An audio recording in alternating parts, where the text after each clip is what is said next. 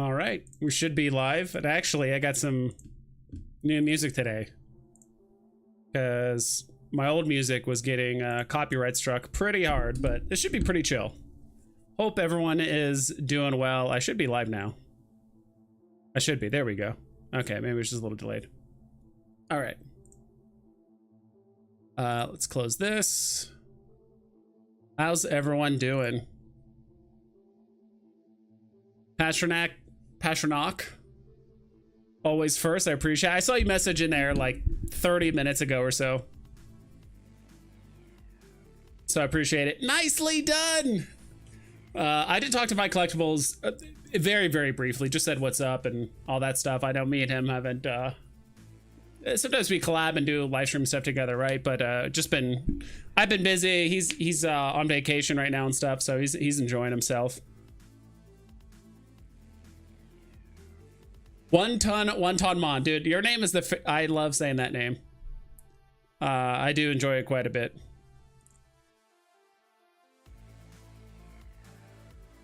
Pasternak asks, wondering if this pump on collectibles is going to retrace. I'm up a lot on a few and don't know if I should sell or hold off for the bull market. It's entirely up to you. I mean, if you feel like one of your collectibles is up a lot and you know, if you're going to make a move, I feel like you need to do it relatively quickly, right? What you don't want to do is sell something, wait a week, and then the thing you're trying to buy goes up, you know, another 10 or 15%. So you actually end up missing out, right? So, but yeah, that's my take on it, Pasternak. So you can do whatever you want, right? Like there's some collectibles that, you know, you couldn't one for one for, right? You know, sell this to buy that. But now it's gotten to the point now where some things have gone up. And so I know Todd has gone up a ton. So if you do own, you know, like multiple Todds, or if there's other people that own them, selling one to buy something else, maybe not a terrible idea, but also just waiting for the bull market. I feel like you really can't go wrong with that either. Pixel Trader, what's up, dude? Vibes hype. Yes. Welcome to the Vibe Tribe, one of the many Vibe Tribe members. I do want to do rewards and all that stuff here at some point. So in my opinion, no point of selling now. Yeah, I'm kind of in the, I would say there's no point, right? If you have massive stacks of something, and like I said, if you want to sell it and buy something else, that's not a terrible idea either. So just make sure if you're selling something, you're going towards something. You're not just selling it to get rid of it. Like, oh, finally I can get rid of this Throg or whatever it is, right? I don't know. It's entirely up to you. I'm not here to give financial advice, just to talk. Look at the market. Slider, what's up, dude? Let's go. Jason, what's up, dude? Good timing. Randy just wrapped up. Oh, nice. Yeah, I watched very, very briefly. I was busy with some other stuff. So yeah. It's just Randy just kind of streams at inconvenient times, at least for me. I'm always either working or doing other stuff, so I can't watch his stuff as much as I used to. So 2023 gone. Yeah, dude, this year flew by very quickly. Dude, when I sometimes look back at, you know, old collectibles on Veve, you know, I look at them and I'm like, wow, this collectible came out a year and a half ago, 2 years ago. I'm like, dude, this thing felt like it came out, you know, 9 months ago, and it's 15 months old or whatever. So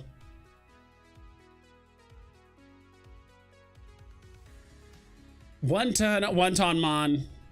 Best value gem for gem golden moments. I have my eyes on Star Wars golden moments, but what are your thoughts? That really depends. I mean, we'll go ahead and pull it up here. I think I have this set up. No, I don't. Give me a sec.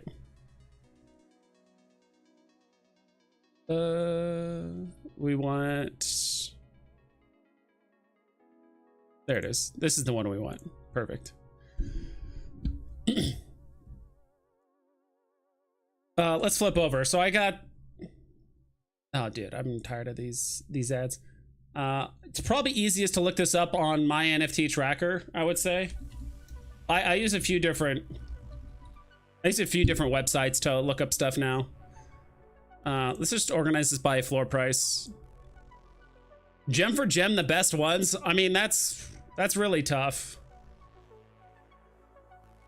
I feel like you can't go wrong with anything in this kind of top row, right? Maybe with the exception of skateboard. Like I'd probably rather grab Homer and Bart over skateboard personally. I don't know. I'm biased. Like I'm a huge fan of Iron Man. I mean, he's below 100 gems right now. And like I've said multiple times before, he's the only Marvel character, right? I mean, there's the logo, but there's what, 10 Disney characters, 2 Star Wars characters, and the only Marvel one is Iron Man. So there is that. And then Homer and Bart, of course. So yeah, that's tough to say. I mean, if you're just going by strictly just fandoms, like I feel like you can't go wrong with really with any of these. Gem for gem though, trying to remember how many Donald and Daisies there are.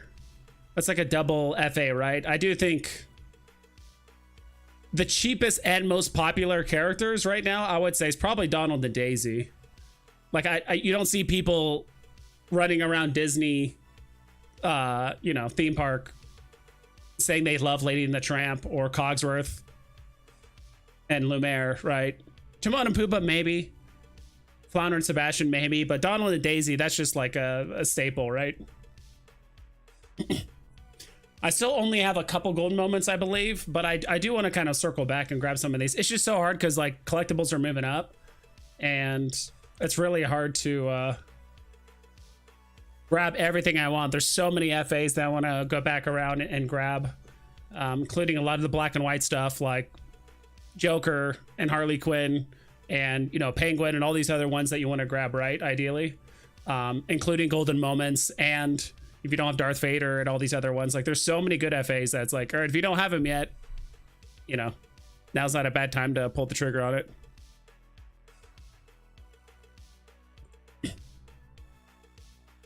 Yeah, it's hard to say. I'm kind of biased. Like if I had to choose one, it would probably be like, if I had to say like best gem for gem, it's probably like Donald and Daisy. And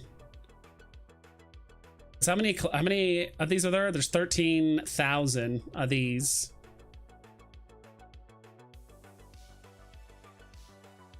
C3PO is really, really good. I actually like this price of like 115 for C3PO.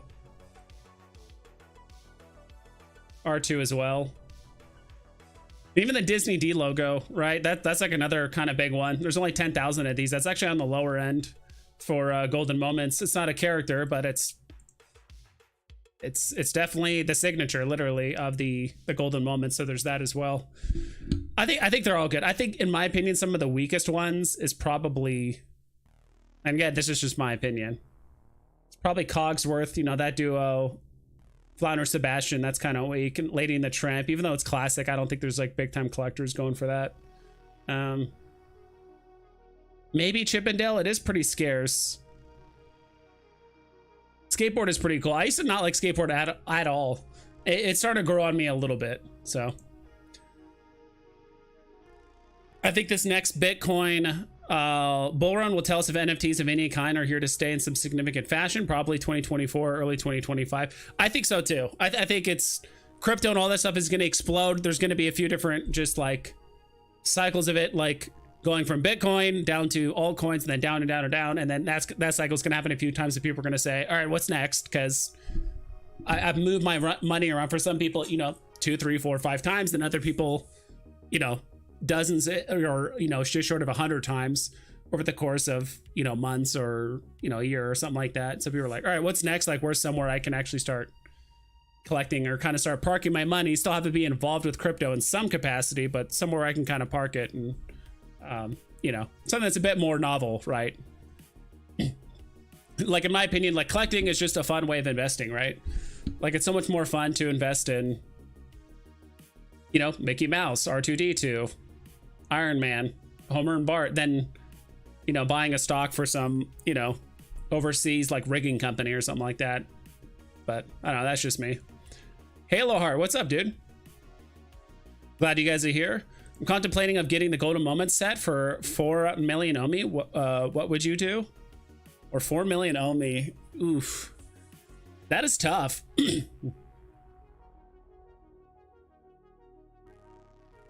I'm not sure what's gonna. I have a feeling OMI is going to move first because it's more tied directly to the crypto market, right? I do feel like a lot of people are going to hear about Veve through OMI. That's kind of how it all started, right? With Veve. So in my personal opinion, I do think OMI would probably move first. And again, none of this is financial advice, but it's just like, I do think OMI would move first. So that's actually part of the reason why I've slowed down putting money into Veve. Never put a ton of money into Veve in the first place, but that's why I've kind of, I'd say about 6 or 7 months ago, that's where I switched gears and was like, all right, I think I'm going to start doing this OMI and crypto thing a bit more. Like, I liked Veve. I played the game for a long time. I feel like I have a decent grasp of it and like what's going to do well and what's not. But now it's like, I think you're much more, I think you're much more inclined to see OMI or just crypto in general do, you know, 4, 5, 10x, 15, 20x, whatever, before, you know, partners goes up to 20, 30K again. Right? That's just my opinion. Like, if partner does the 10x, he goes up to 23K. I think that's going to take a while. That's not something that's going to happen overnight, but with crypto, it could happen within a couple months, but that's just me. Happy holidays, fam. What's up, everyone? Choo Choo, what's up, dude? And then Sleeping Comics. It's been a minute, buddy. I don't know if you've released a video recently, but if you have, I'll check it out. But if not, I think, yeah, this is just a busy time of year for a lot of people. So I don't blame people for kind of slowing down the content or not hanging out as much. I will say I have been a little distracted with some games. I do game, not a ton, but yeah, playing with friends and all that stuff. So I haven't released one. Got super sick. Oh, that's sucks to hear, dude. Yeah, I've been playing a little bit of WoW recently. Blizzard released like the new season of Discovery thing where you like replay WoW Classic, except with like they add in new abilities and there's like different level caps at like level like right now it's like level 25, so everyone's stuck at 25 and they release another level cap increase, you know, a few months later and stuff. So I've enjoyed that. If it didn't have that level cap, I won't even bother, but I've been playing a little bit of that recently. Just to kind of unwind from work and kind of other responsibilities, but I do making content. I do miss it. I do miss hanging out with you guys. So Fun in the Sun, what a nice surprise. I know, right? I will say this, I did make it on Stacker, which I believe is the platform that let me drink some of this, Dr. Profit created with, I'm assuming, the help of some other people or a few other individuals, but I'm liking the website so far. There's a few things I would kind of wish I could change on here. One, I'll zoom in a bit more so you guys can actually see what the heck's going on. I do like that you can organize it by like FAs, uncommons, rarity, you know, if you want to, what's it called? Forget what CE stands for. Convention exclusive, or like a convention edition. Then first edition, any type collectible or comic. You can kind of see what's up for the day, what's down. Me personally, I like to see what's down for the day. Looks like not a lot of stuff is down. I remember we looked a couple days ago and stuff was down like 30, 40%. You know, a handful of things were like in the 50s or 60s, but the market seems to be pretty flat today, at least over the last 24 hours. I'm still not sure how often this is updated on the website. Like, I'm not sure if this is an hourly thing or every 6 hours or once a day. I'm still not sure. I do like using, so I got a few different times here. I do like using my NFT tracker. I feel like it's a little bit more up to date than Stacker, but I could be wrong. So if we look at like floor price here on the far right, I'm sorry, not floor price, 24-hour trend. Mr. Singh, how you doing? Hi, Vibes, Sleeping, and everyone here listening. How you doing? Glad to be back. We did a like Christmas Eve like stream. It was pretty slow. I imagine everyone's hanging out with their family and stuff, so I expected that.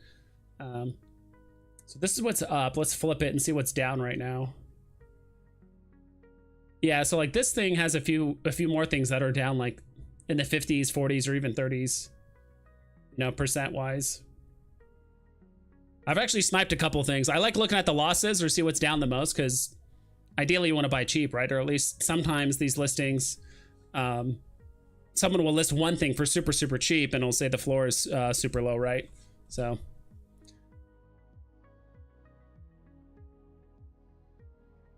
Few things. I do really, really like this Death of Phoenix.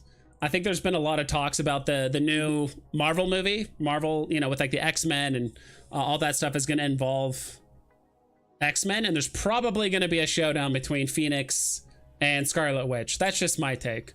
I'm kind of curious who you guys would think. Probably Sleepin would have a better idea of who would win. Me personally, I think it would be Phoenix, but you know, Scarlet Witch is pretty strong.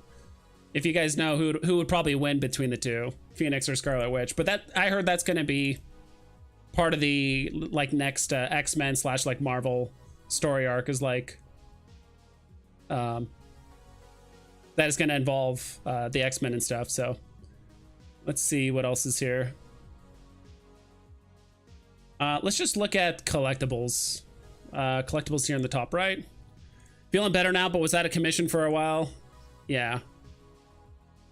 Stinks. Well, hopefully you're getting over it now, and it's not a lingering thing. So, you know, Starfire isn't one I haven't thought about in a long time. She actually has pretty low mints, 1,000 mints, and I know Starfire is actually a really popular character for people that watch like Teen Titans and other shows like that. I've never watched.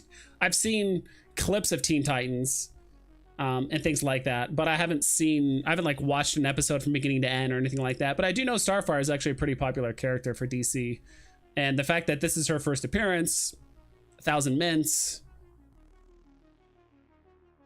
Yeah, geez. Yeah, she was getting pretty low at one point. Wonder what her all-time low was. Probably right here. If you guys can see that. 123. Probably her all-time low. Oh, no, it's right here. Oh, man, this was forever ago. So this all-time low was 109, but that was over 2 years ago. All right, let's go back. Avengers versus X-Men, I think that will be how they come in the MCU. I think so too. And I heard the whole multiverse of madness thing is supposed to bring in, you know, X-Men and all that stuff. And it makes sense because I think Mr. Sinister is a great way to introduce mutants because he's a, you know, genius geneticist. And then also Phoenix herself is also like I think even like a multiversal like entity. It's not just like a, you know, someone in just like 616. Like it's kind of almost like a force of nature that exists across all multiverse. So price predictions for Coca-Cola drop tomorrow. I don't really have much in the price predictions. Let's go back to the homepage. Actually, let me go to the NFTs because these are the 4 Coca-Cola things right here. Actually, it's probably better if we just look into right on the Veve thing right here, right? I see that. Oof. I wish I could scroll up a bit more. We'll do this. Comment. You know, it's surprisingly, I think for most people, they kind of grew up with this, right?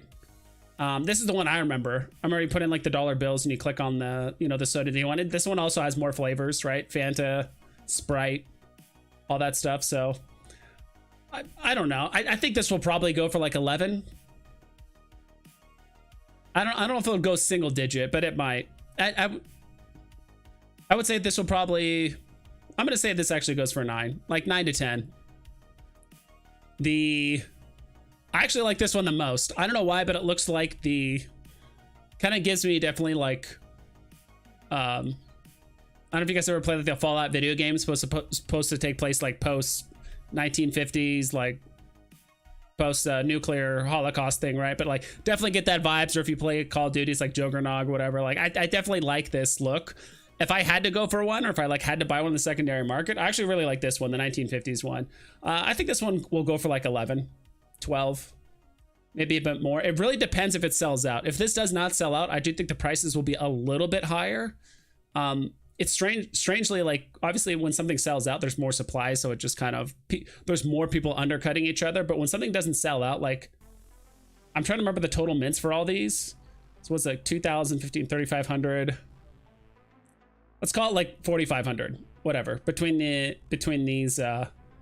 all these. let's say only 2,000 sell, like less than half. Like the prices could be a bit higher because there's like less people undercutting, right? I do think this one will be a bit higher, so probably 15, but like below retail still.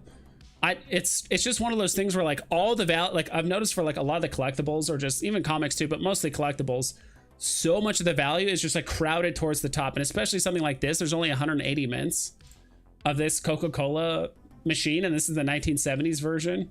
I like the kind of like wood grain look, but it's not my favorite. Dude, 10 cents. 10 cents for a Coke back then. North of 100, in my opinion, easily. I don't know. It's strange. Like I could see this thing hitting like 250 for some reason. But then again, it's just a Coke machine. I mean, people are gonna really want these in their Veveverse, right? And if you have this one, this is a really, really cool look. So, man, and Veve's holding back what? Okay, so there's 180 total editions. That's after the 270, you know, after they withhold 90. I hate to give it a big range, but it wouldn't surprise me if it hit this. It's like 200 to 250. Yeah, 200 to like 250. That's kind of my guess. I think Dark Phoenix. Yeah, I think it's going to be Dark Phoenix as well. Dark Phoenix, not just Phoenix, but Dark Phoenix, right? I thought there was a difference. Yes, Uncommon is my favorite. This one, the original one. This is technically the Uncommon. It starts off as Uncommon, not the what do you call, as a common. Some collectibles start off like this. I don't know why, but they start off as an Uncommon. I like this one the most. This is actually the rare. I don't know if you could see that. Sorry, the rare. I actually like this one the most. So I think Phoenix is immune to chaos magic or something. Don't quote me on that. Well, someone's gonna quote you in the MCU or do it right. I watched a little bit of YouTube shorts or some videos about it, and how like chaos and like the Dark Phoenix, or like the Phoenix Force, they're kind of like a symbiotic relationship. They're almost kind of like a yin and yang thing. I'm not sure if that was written way later, but I think for the most part, Dark Phoenix wins if they were legitimately trying to kill each other. Sunset Saparillas bottles. Is that it? Don't know what that is. Okay, you're gonna make me Google it.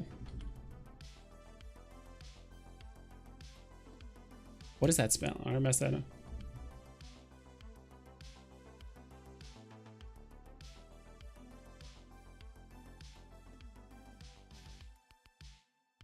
Is it just like a long neck bottle? Is that why?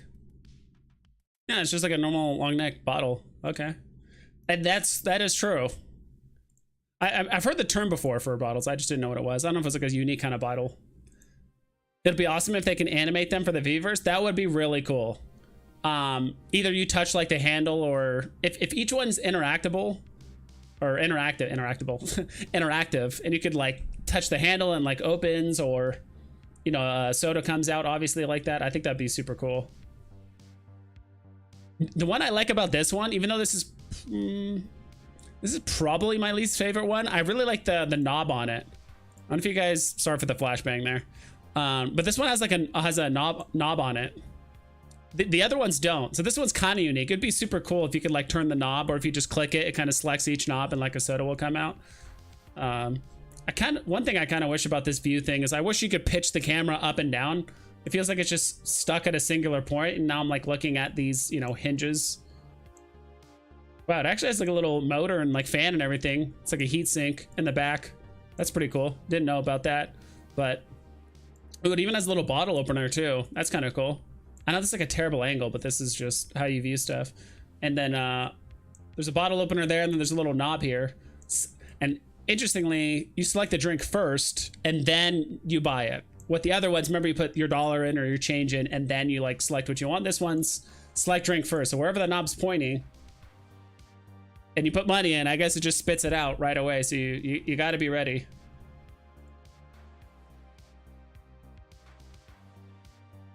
I'm sure none of you were alive when this soda machine came out, so you guys are all young in here, so don't worry. SR 200 to 230, then back down to 120. I'd probably say about so. 120 seems a little low, but I do think like 150. It could probably retrace back to 150 after probably like a day, something like that. I like the 50s look also. Yeah, dude, I don't know what it is. I actually think this one's gonna do really well. Not better than the ultra rare, just due to just sheer scarcity. But I think a lot of people are gonna like this 1950s one. If I had to put one in my like Viviverse, like room or whatever it is, it's got to be the 1950s one. So those are from Fallout. Yeah, like Fallout. I played Fallout 3, a little bit of 4. Never played like 1 or 2. I know the game's played a bit differently. It's more of like a top-down than an actual like first-person type view. So that's how. Yo, Vibes, what's up? Glad to have you back. Yes, sir.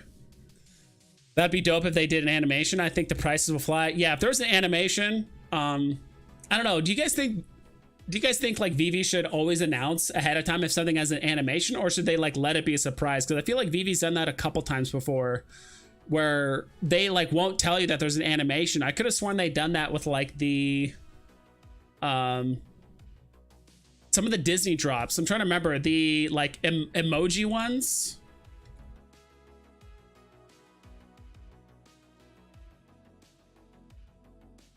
Like this one. You guys remember these? These were like not animate. This one had like music with it.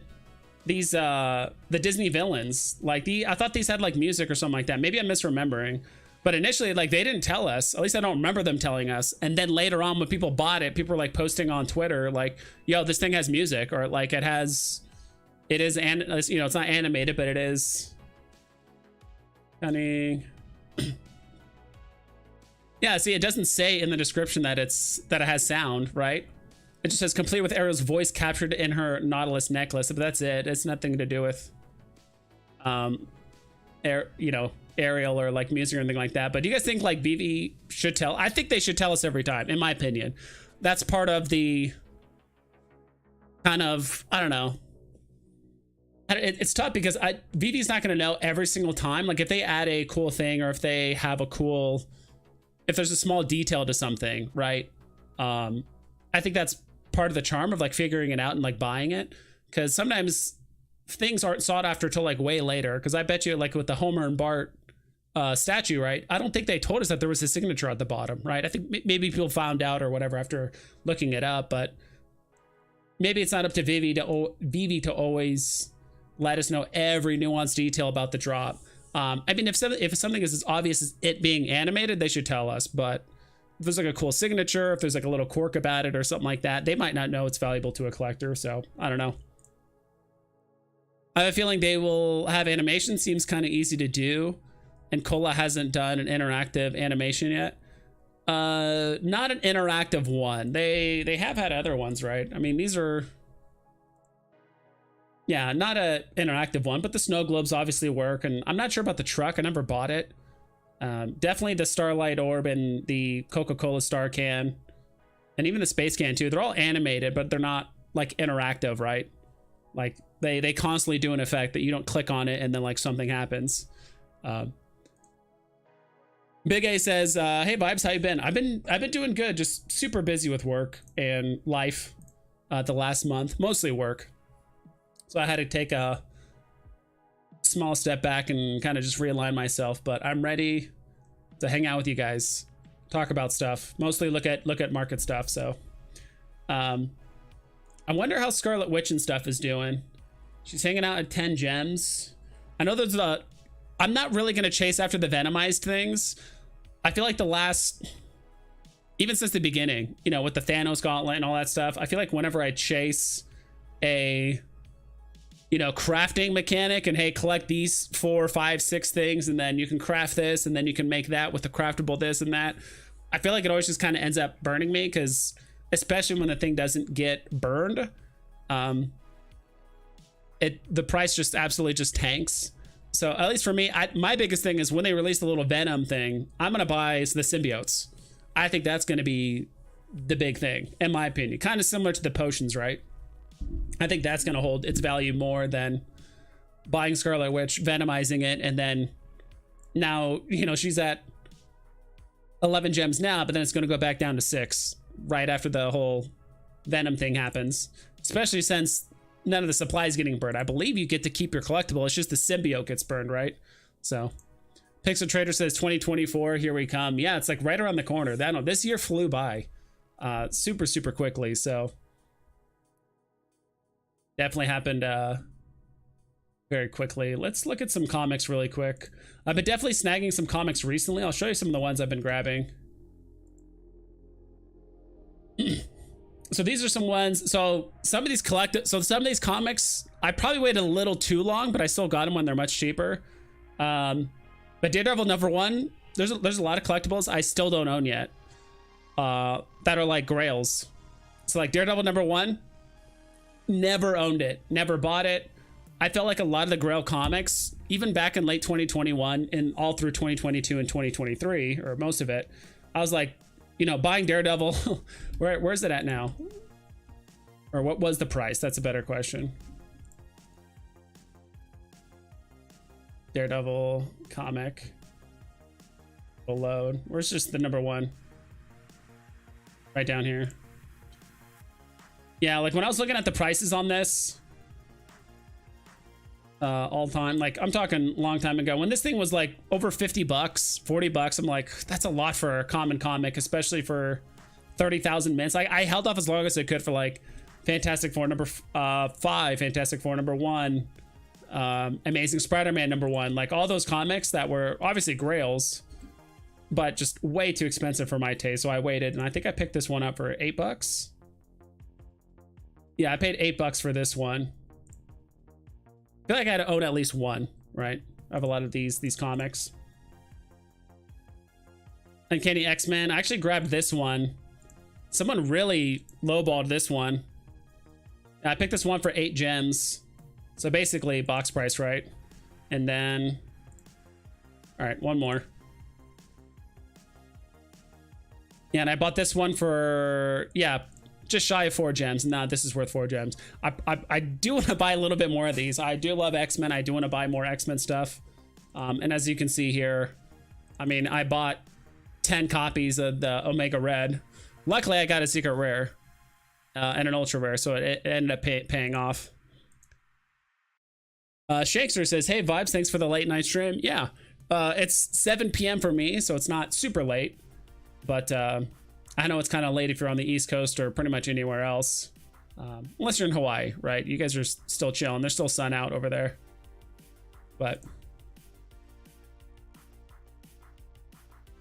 let's see what Amazing Spider-Man #1's at right now. If it'll load. 11 gems. I'm not sure if this thing, I think at one point this thing was like going for single digits, usually like high 9s for a while. So it's up probably 2 gems from where it was a while ago. Will we ever get back to them all-time highs? Asked Initial K. Certain comics and collectibles, yes. Others, I don't think so. I think certain collectibles and stuff were at the right place at the right time, but at the same time, we'll see. I mean, I can't think of any like off the top of my head that were like won't likely or would take a lot of effort for them to hit like their all-time highs again, right? Trying to think of an example. I don't know why this one's jumping out at me, but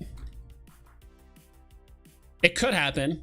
But if we look at like Throg, how expensive did the ultra rare get?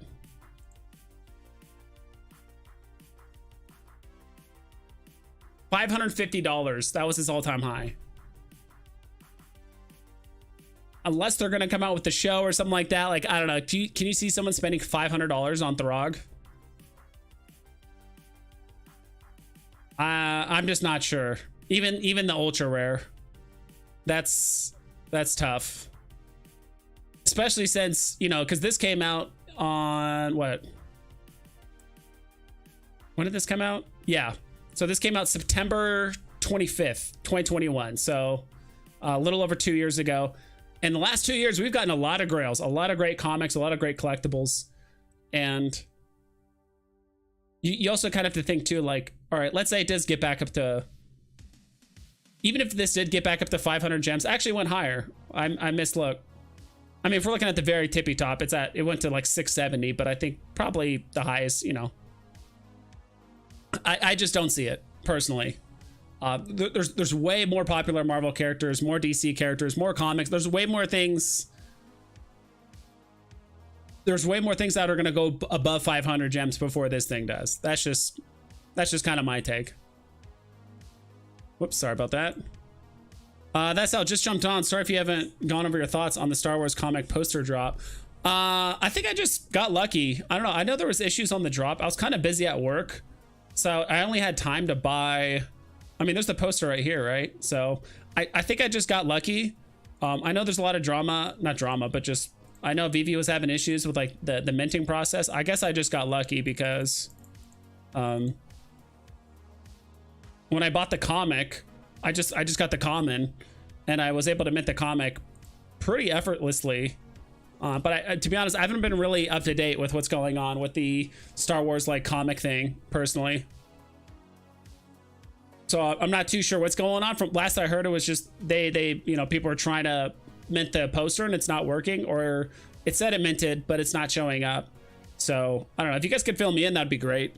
But as far as I know, that's kind of where it left off. I mean, it sucks, like I get it, and I really hope Veve fixes it. So yeah, battle statue is a great example. You know, that could be a great one.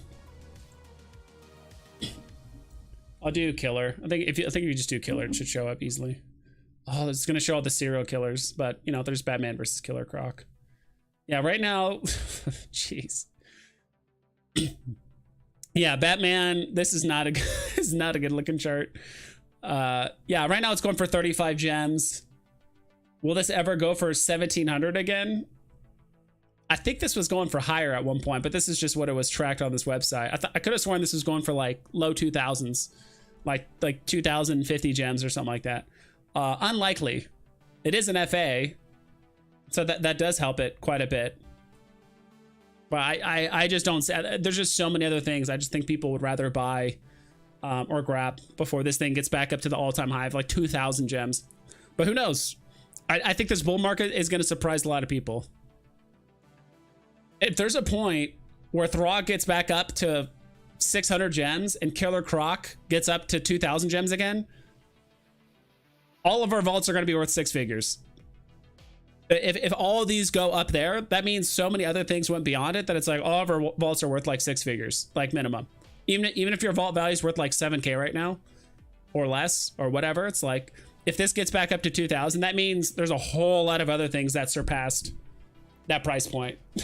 And our vault values are probably gonna get close. Maybe not 6 figures, but maybe high or middle 5 figures. But I hope you guys kind of understand what I'm saying. That's just how I envision it.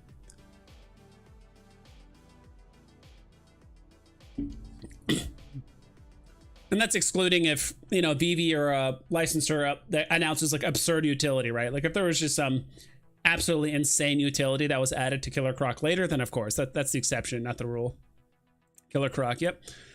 Initial K says, I'm holding that You Are Steamboat Willie, got it on drop, hope it goes back to its all-time high. Yeah, it went up to 10,000 at one point. That's tough. It's not impossible. And I mean, if a collectible could pull it off, if there is a non-FA collectible that could pull off 10K, it'd probably be Steamboat Willie, right? I mean, I still have mine on drop. Yeah, there it is. You paid 60 gems. Yeah, I still have mine as well. I'm right there with you, Initial K. I held this thing all the way up to 10K, went down to like 9.5, up to 10, down to 8.5, up to 10 again. So I'm right there with you. Right now it's, yeah, 220 right now. So yeah, we'll be Steamboat Brothers. Comics never had a full bull run last time, so I don't know if they were really slept on last time. We also we have had so much stuff drop now that is never seen a bull run. Yeah. I mean, one thing that is nice about comics is that first off, there's, I mean, similar to collectibles, there's just one FA, right? That's it. And there's a lot of Wolverine stories. There's a lot of X-Men. There's a lot of Fantastic Four, but there's only one, you know, like we have what? like 3 Sue Storms right now. Like we have 3 different versions of Sue Storm, but there's only one first appearance of like the whole team, right? So, and I still don't think we have all the comic book collectors or people that are, because I was not a comic book collector before. I couldn't care less about comic books 2.5 years ago. But look at me now. I got a small stack of comics. I got some physicals. I got some like graded stuff. I got some digital.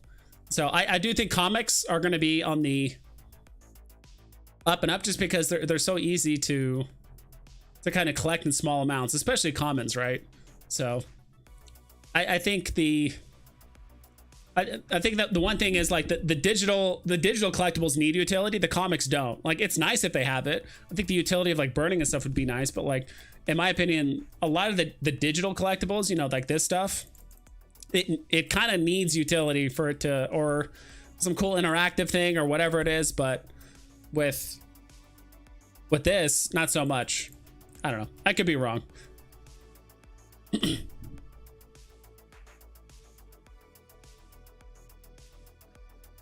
Where do you see Miles SR in a bull run? Very thin floor. Let me see how thin it is right now. There's just no way to tell, right? If you know, late 2021, if someone told me like, oh yeah, by the way, Steamboat Willie's gonna drop and it's gonna run up to 10K, like, I mean, I remember people were talking about a 100K Todd end of 2022, right? I remember a lot of people were saying like, oh, Todd's, you know, what was it? It was like 9 or 10K, and people were like, hey, if this continues, like Todd 100K. SR Miles.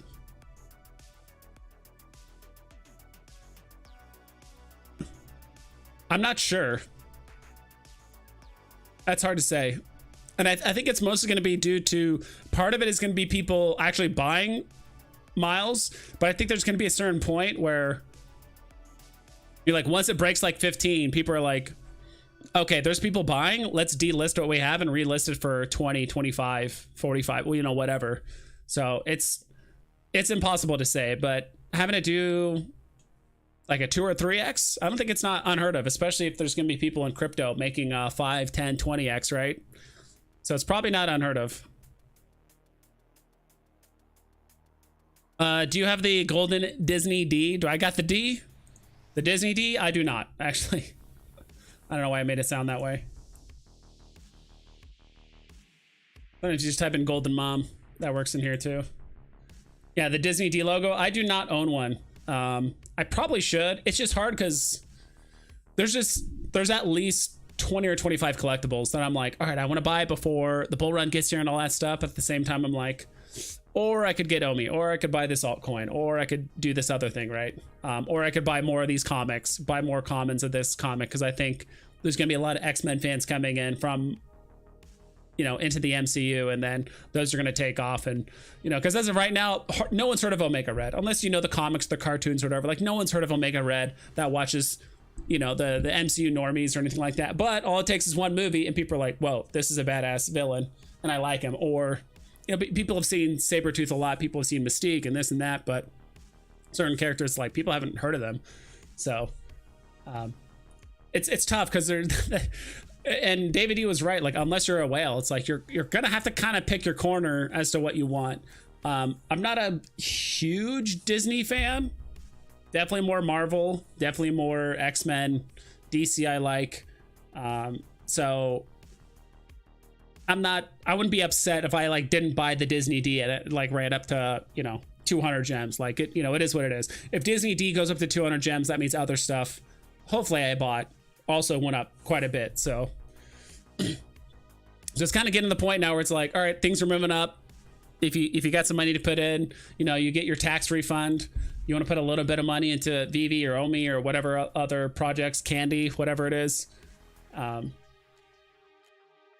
Cryptoys, whatever it is. It's like, all right, time to kind of pick your corner. You can't collect Disney and Marvel and DC and Universal Studios and this comic and this thing. Like, at least I can't, right? So, and that's kind of something I've gotten better about. I think back in the day, people just bought anything and everything because it was all profitable. It was the bull ride, and it could get back to that point again, right? But I think it's unlikely because we have so many collectibles and comics below retail now that it's unlikely that we're going to get back to a point where every single drop, no matter what it is going to be profitable. I think those days are kind of behind us, and now it's kind of like more focused on super significant FAs, super interesting utility, super interesting bird mechanics, very scarce collectibles or comics that are dropping. It's going to be more about that, because that's just my take. Tucson asks, when bull run? Some could argue it's already happened, or at least like the early stages of it, right? Halving is not for like another 5-6 months. It's in June, right? So 6 months, maybe a little bit longer. Yeah, 6-7 months, whatever it is. So some could argue it's already happened. But I think for like a massive bull run on Veve, I think it's going to be a while, at least a year. I think crypto and all that stuff is going to do its thing. And I think it's going to take a while for it to trickle down from Bitcoin and ETH to trickle down to this altcoin, to this thing and this thing. And who knows, it might cycle back up and then do it a couple more times. And then people are going to get on board with NFTs. And there's going to be talk about NFTs because they're loosely tied to crypto. And I don't know. That's just my take. No one really knows. So another unknown catalyst will be Burns, Burn Croc, Get X. Exactly.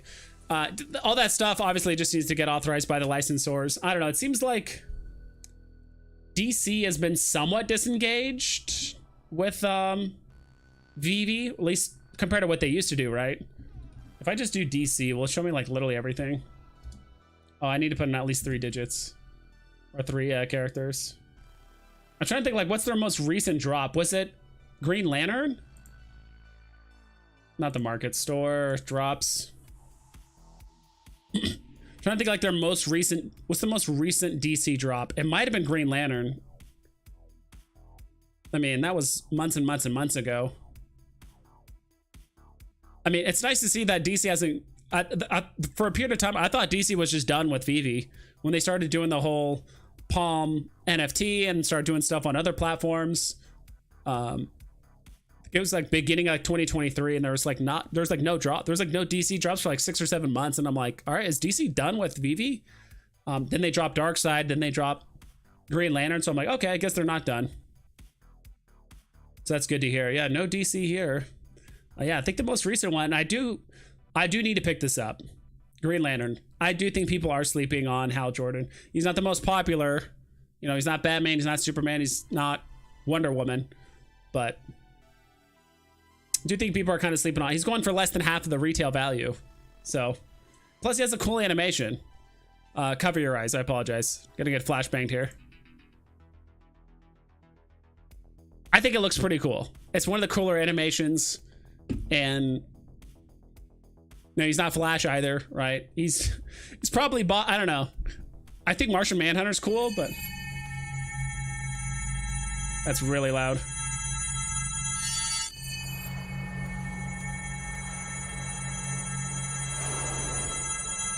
All right, sorry about that. All right, cool animation, super loud. Apologize. So, I do like that. Cool Mo, what's up, dude? Yo, vibes. Little post Christmas review. I'm in. Yeah, check it out. We're talking about it. People are asking about all kinds of stuff. Hopefully, you guys are starting to kind of pick a corner. You guys can do whatever you want, but in my opinion, I think it's, instead of trying to buy a little of everything, which is what I used to, and I still catch myself doing sometimes, I think it's kind of gotten to the point now where it's like, all right, you should pick a corner, at least maybe have some decent amount of, you know, gems set aside for stuff you really, really enjoy that you're going to slowly sell off, you know, like comics, whatever it is, and then maybe a small stash for like, all right, I'm not a huge fan of, you know, this character or this comic series or whatever it is, but I know a lot of other people are, so then I'll slowly sell that off, right? So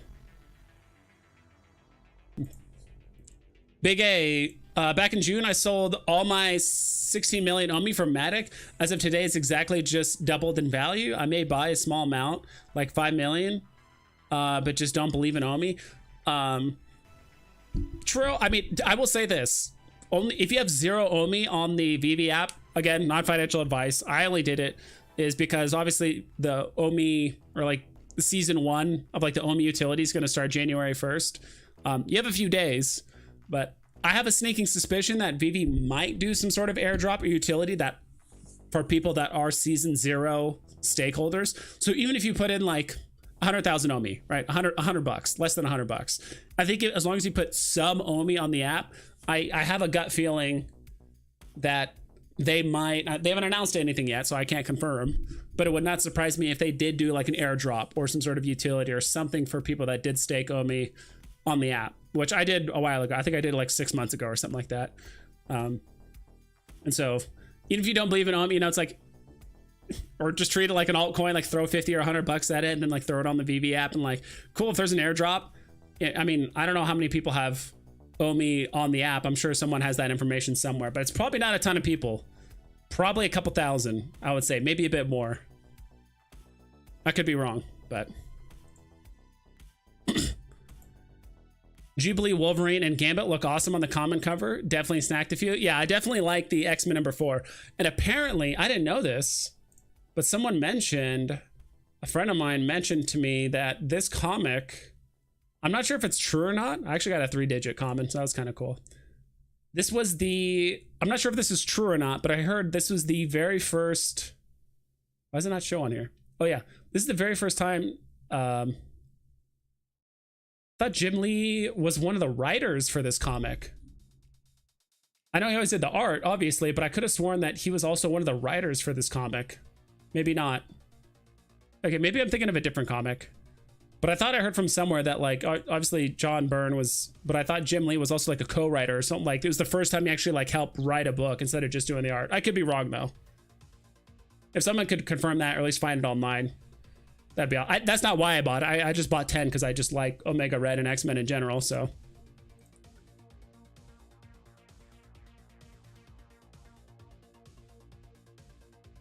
Slider says, just look at what some of the comic book IRL collectors have stacked up. Imagine if we've been even 1,000 diehard comic collectors. I don't think it's going to take that many to make stuff. I agree. I mean, so like look at Comics and Crypto, look at you know, My Collectibles, look at Sleeping Comics, who was just in here earlier. Like those 3 people, look how hard they stack. And they're not millionaires as far as I know. Like they're not all like multi-millionaires or whatever. It's like all it takes, I remember, it's kind of a joke. People were saying like some oil prints, right? Overseas. It's like, and some of those guys like comics too, right? It's like all it takes is a handful of them to just look at, you know, this floor. Where's the floor price? For owned editions.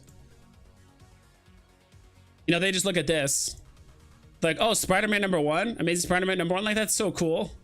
I like that. Like, okay, all these ones up to $20. Yeah, I'm gonna buy all these.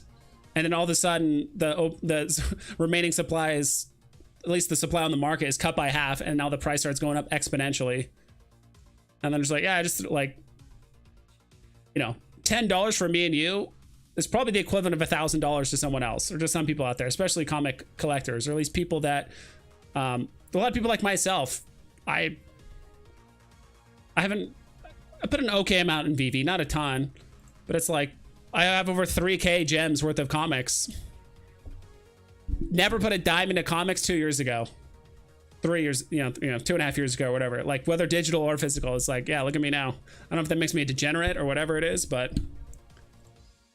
And I'm just your average dude. Imagine actual comic collectors. I've been collecting IRL comics for decades, and the Veve comics are very cool. Yeah, see, Tucson's probably another one. I know he's been hanging out in other people's streams. He's very knowledgeable about comics and stuff too, and it's just like, the comic collectors that know what they're doing. And if you look at My Collectibles, he's a huge Spider-Man fan, and he's like one of what, probably a million other Spider-Man fans at least, and he knows which ones to grab. Black Suit Spider-Man, Amazing Spider-Man #1, AF-15, any kind of significant storyline or villain or kind of anything that happened to Spider-Man, he's like, yep, I know that one. I know millions of other people know this comic. I'm gonna buy it, and I'm gonna sell it to the next guy. I paid $5 for it. I'm gonna sell it to the next guy for 12, 15, 25, whatever it is, right?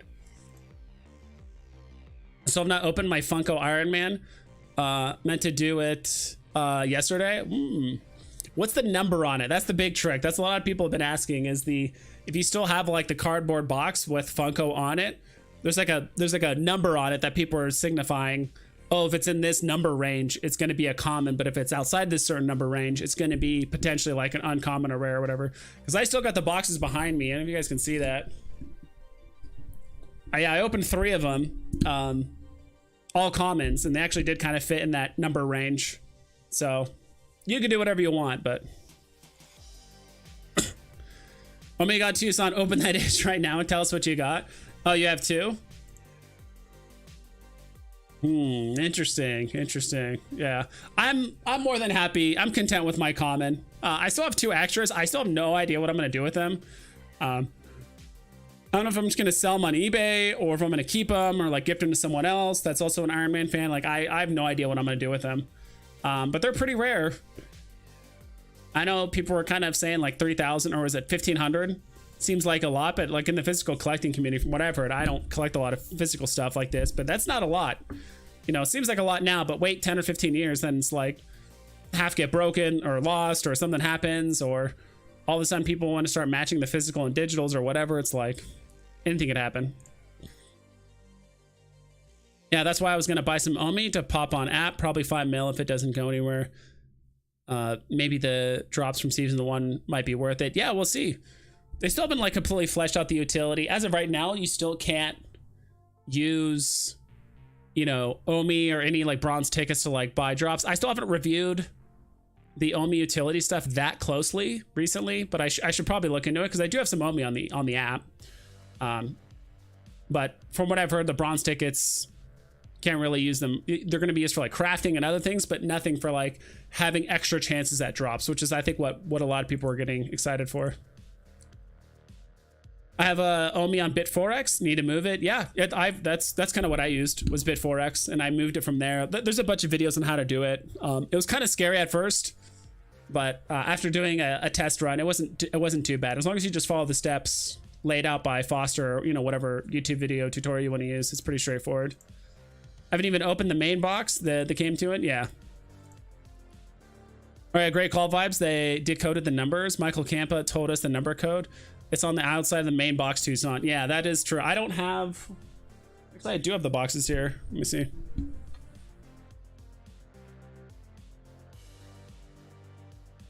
I forgot what the numbers were off the top of my head. Like, those ones were in the low 22, like 2000s, but then the other one was a lot, like high 1900. It was like 1972, 2223. But I think it's something in that range. So if it's like above or below that number range of like 1500 to like 2200 or something like that, it's probably a common. But if it's outside of that, it might be something else. I don't know off the top of my head. Again, it's not guaranteed, but the fact that it's happened pretty much repeatedly, and what's his face? Mr. Rolex said he handpicked certain boxes based on the numbers, and look at, he got 1 common out of the 10 boxes. I think there's something to it. But anyway, let's look at the market really quick. See if we can find a deal today. More than happy to grab a cheap like comic, or if there's a collectible that I've been really trying to search for a while, I might snatch it up. 24-hour trend. This is what I typically do. Is like I go to 24-hour trend. I look at like commons and I flip it. I like to see what's down. If you have some stuff you're trying to sell, or if you have like a, you know, if you're the type of person that always buys like 5 to 10 copies of like cheap comics and stuff like that, it does help to look at the uptrend, right? So like if you have a massive stack of Uncanny X-Men 101s and, you know, you bought a bunch when it was like down here, like below 3.5 gems. Right now it's going for like 4.5. I don't know, maybe 1 gem profit's not worth it to sell, but there are some comics that sometimes they do like double in price, and there's an opportunity to sell a small handful at a premium, obviously. Let's flip this really quick.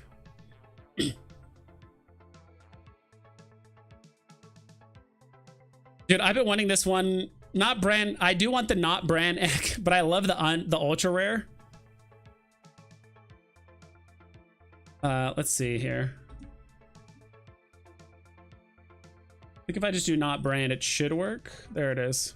I don't know why, but I really like the ultra rare. I just think the art looks hilarious. It's just way too pricey. Even at 35 gems, it's still a bit too pricey for me. I do like the art on it though. I just think it's hilarious, especially since all like the Marvel characters look like little eggs and stuff like that. And Four Bushman is like flexing and stuff. See, I don't always like grails. Sometimes I like the silly stuff too. Interesting. Okay. First appearance Venom. Okay, that went down that's gone down the last couple days. What's the all-time low for this? 15 gems. When did that happen? Oh wow, just a few months ago. So in September? 19, no. It went down to 15 at one point. I mean, ASM 300 is getting kind of cheap. This is a 10,000 mint comic, huh? Honestly, I haven't looked at this one in a while, but it's down a little bit. What does it say it is? 19? Is it still 19 right now? All right, I have to kind of flip through the 300. Is it still at 19? That's at 22 right now. Yeah, it's already gone up like 15%.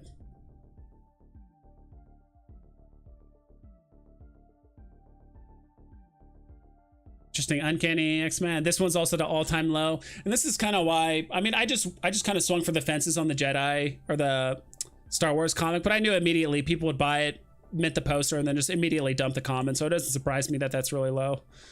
Campbell told us the exact number ranges for each rarity before opening his, and is open to exact rarity predicted.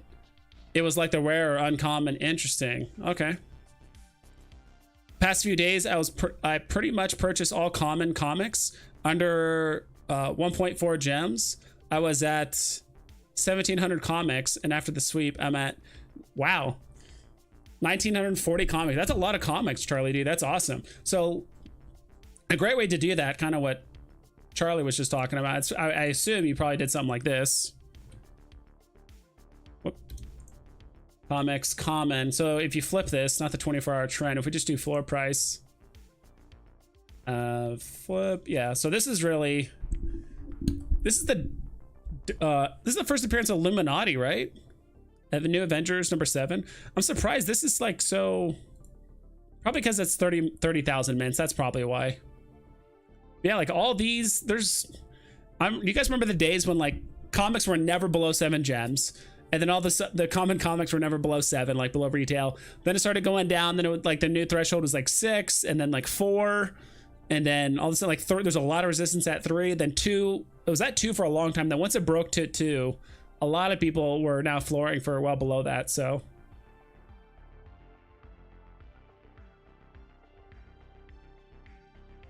yeah, I mean, some of these ones, like, even though they're kind of whatever comics, right? But even some of the #1s, like Uncanny Avengers #1, Thor God of Thunder #1.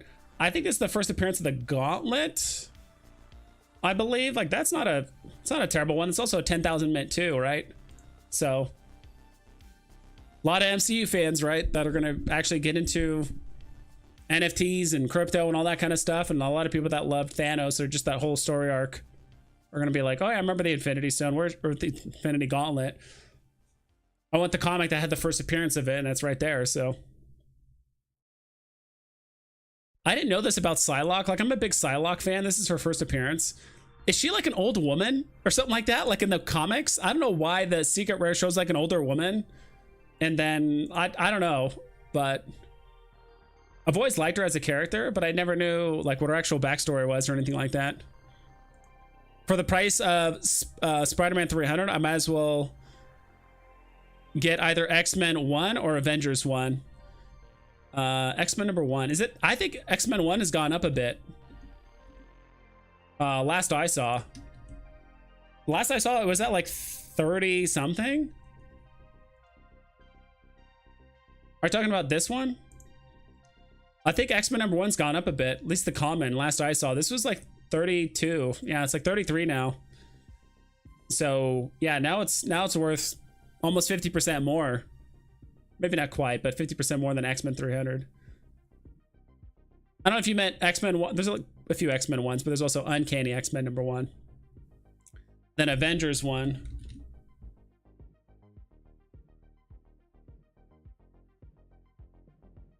Yeah, and that's the thing. That, dude, one thing I've learned so far, and I like Spider-Man. He was probably like a top five, or like yeah, probably like a top five like favorite Marvel characters, like personally. One thing is like, do not underestimate Spider-Man fans. Like, you cannot underestimate how diehard they are about about Spider-Man. Yeah, what's Avengers doing right now? Yeah, this is going for 20, so this is finally back up to retail. I remember this was like 17, I think even 14 or 15 at one point, but yeah, right now it's back up to retail. But yeah, this is the first appearance of the Avengers team. So Big A says, what are you going for, Wonder Woman? Oh, sorry, Vibes, are you going for Wonder Woman tomorrow on Candy? Also, are you gonna keep it wrapped or open? I didn't even know that was a mechanic, to be honest. I haven't looked at it, but I mean, I mean, here it is, right? It's gonna happen in about 14 hours. I didn't even know if there was an option to open it or keep it closed, right? If that's a Candy thing, that's really, really smart. And honestly, Veve really needs to do that.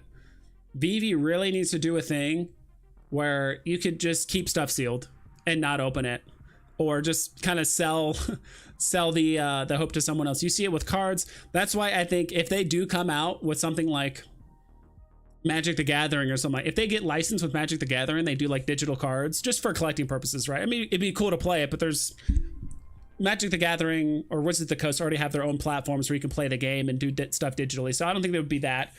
But if they did do like actual official NFT, like Magic the Gathering cards, there has to be a way where you can just not open the pack, right? The packs themselves, the wrapping, everything is like just as iconic as some of the cards. Like when people see like a vintage Pokemon card pack, right? Like, oh, there could be a Charizard in there, but the cover and the way it's wrapped, all that stuff is just as important. So I didn't know there was a keeping it wrapped. So the keeping it wrapped thing looks like a guaranteed W so far. Rare, uncommon, and common are all under retail, but wrapped unopened was $50 last I checked. Okay, yeah, I haven't checked. I mean, to be honest, that was my game plan from the very beginning with oh my gosh, what was it called? HRO. When they did the first like digital pack opening with like the first ever one, my goal was to like buy the packs and just resell them on the market, and I did pretty well. I could have done way better if I bought more packs, but I remember buying the packs for like $50 and reselling them for like $450, which is insane. But that was towards like the tail end of the bull, you know, kind of towards the tail end of the bull run, or like kind of just on the cusp of the downturn of that bull run in like early 2022. So that was always my plan with HRO. I was like, enjoy it. I mean, there's a lot of, I got physical cards and stuff too. Like I enjoyed it a lot, but yeah, with something like this, like especially with a comic this popular, if you just buy it and don't sell it, like kind of like what Big A say, you're kind of just guaranteed a return. Obviously you can make more by opening it potentially and getting something better, but there's also statistically a higher chance, a 70% chance that you're just going to lose money rather than keeping it sealed and just selling the dream to someone else that, you know, they have a 25% chance or a 30% chance of getting something better. Yeah, a lot of cool comics under here. I like the Nova one. Nova 1 looks cool. Sometimes I just get stuff for the cover art. Marauders 21 looks cool. I've always kind of liked this one too. With Black Suit Spider-Man like fighting this this guy. All right, let's see what's the biggest movers for collectibles recently. 24-hour trend, collectibles. Let's see what's up and what's down. I still think this is one of the best looking collectibles for showrooms. It's the cheapest. It's 4 gems. You can throw a T-Rex anywhere and it would look great. First appearance of Black Panther. First appearance of Thor. Elsa's down a bit. Woody. I don't know. What do you guys think about Woody and some of the like Pixar toys and stuff, right? I mean, Woody going for 12 gems.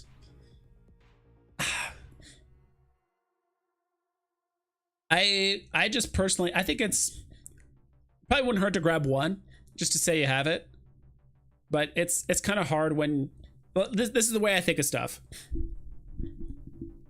Unless I absolutely love it and I just want to collect it just because I enjoy it. Like when I'm trying to buy something, part of it is like, all right, are there lot of Woody collectibles in the real world. Like, are there huge fans out there that are willing to pay hundreds of dollars, thousands of dollars for like a pristine Woody collectible or you know, 1 of 100 or whatever it is, or do they even exist, right? Versus Hulk, right? A lot of Hulk fans, a lot of people like Avengers and Marvel, Boba Fett, Loki, that kind of stuff.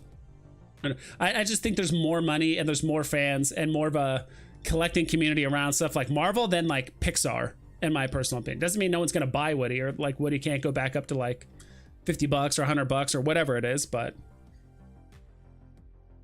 yeah, there's a decent stuff. Isn't down too much. I'm kind of surprised. Market today has been relatively flat considering everything. Like usually when I look at these like 24-hour trend and see like what's up and what's down, usually like the thing that's down the most, like, you know, here, like, right, it starts at 15%, then it goes down to like 12, then 10, then 11, you know.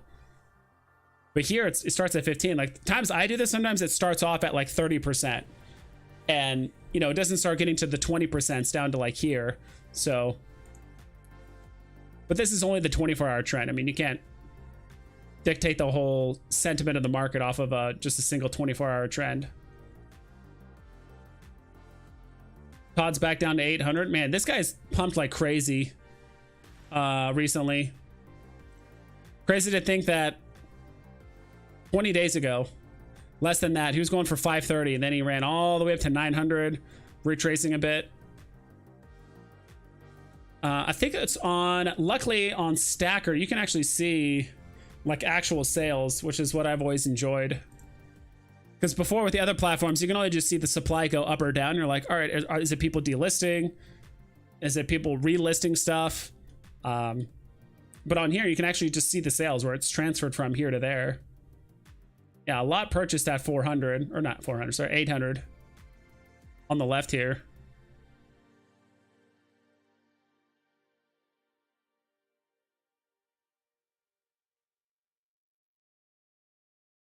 Sometimes when I get on here, I kind of fall down a rabbit hole, especially when I see one person buying multiples of the same collectible within like a few days. I like look at their vault, because you can like jump in here. I don't know who this person is, but this is a person that looks like they bought a couple Todds recently. Yeah, like this person bought a Todd yesterday. 3-digit spooky silhouette. Got some uncommon Jubilees. Oh, bought from. Sold to. Okay, so these are. Okay, so these are purchases. These are sales. So he's buying comics. Sold some stamps. Sold Deadpool Ultra Rare, or is that the Secret Rare? That's the Ultra Rare. Secret Rare is much more. Selling Big Bird. 1982. I wonder if that's like a significant year for Sesame Street. Geez, a lot of Big Birds. Yeah, it's very easy to kind of get just look at what people are trading. You could just see exactly what people are buying or selling. Like, what does this guy know that I don't? Like, what's up with all these 3 days ago? Like, what was up with Big Bird 3 days ago? Why is this guy buying so many Big Birds? A lot of 3 digits too.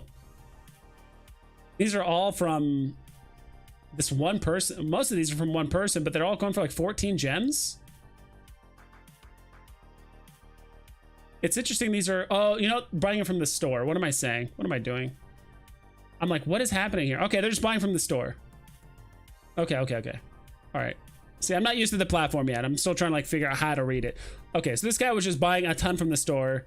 Got lucky with a handful of 3 digits. But yeah, this guy went ham on Big Bird. But no, Big Bird's not. What's. Whoops. One too far.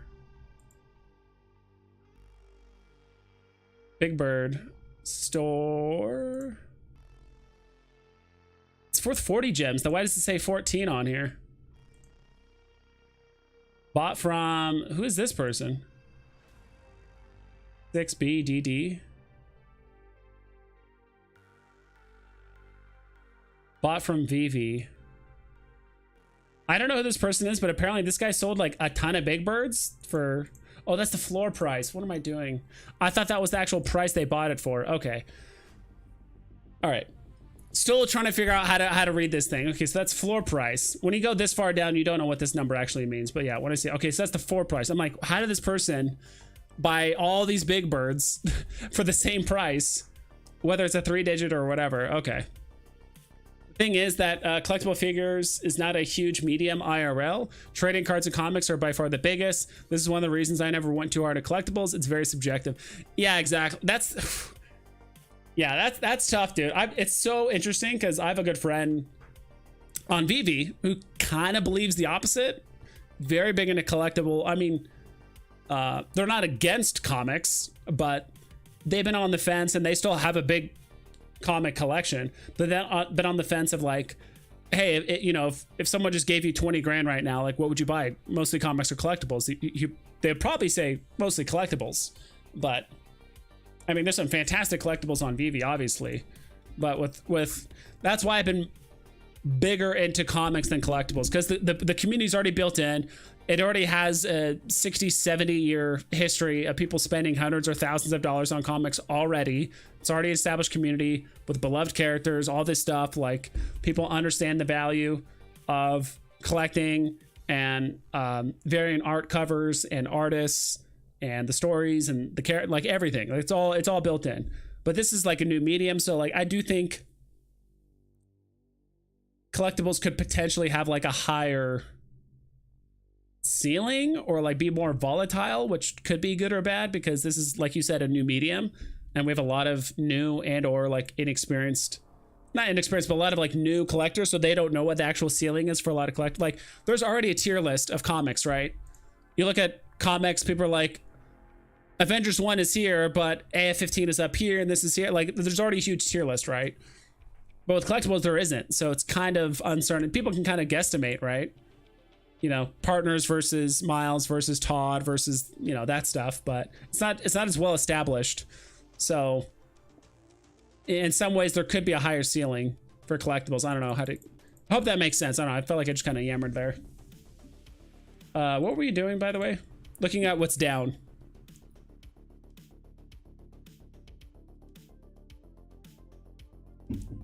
First appearance, Darth Vader, going for 33. Now, there's a lot of first appearance characters I need to circle back and grab. And actually, right there was one I actually forgot about. First appearance, Harley Quinn, going for 50. Actually going for less than retail.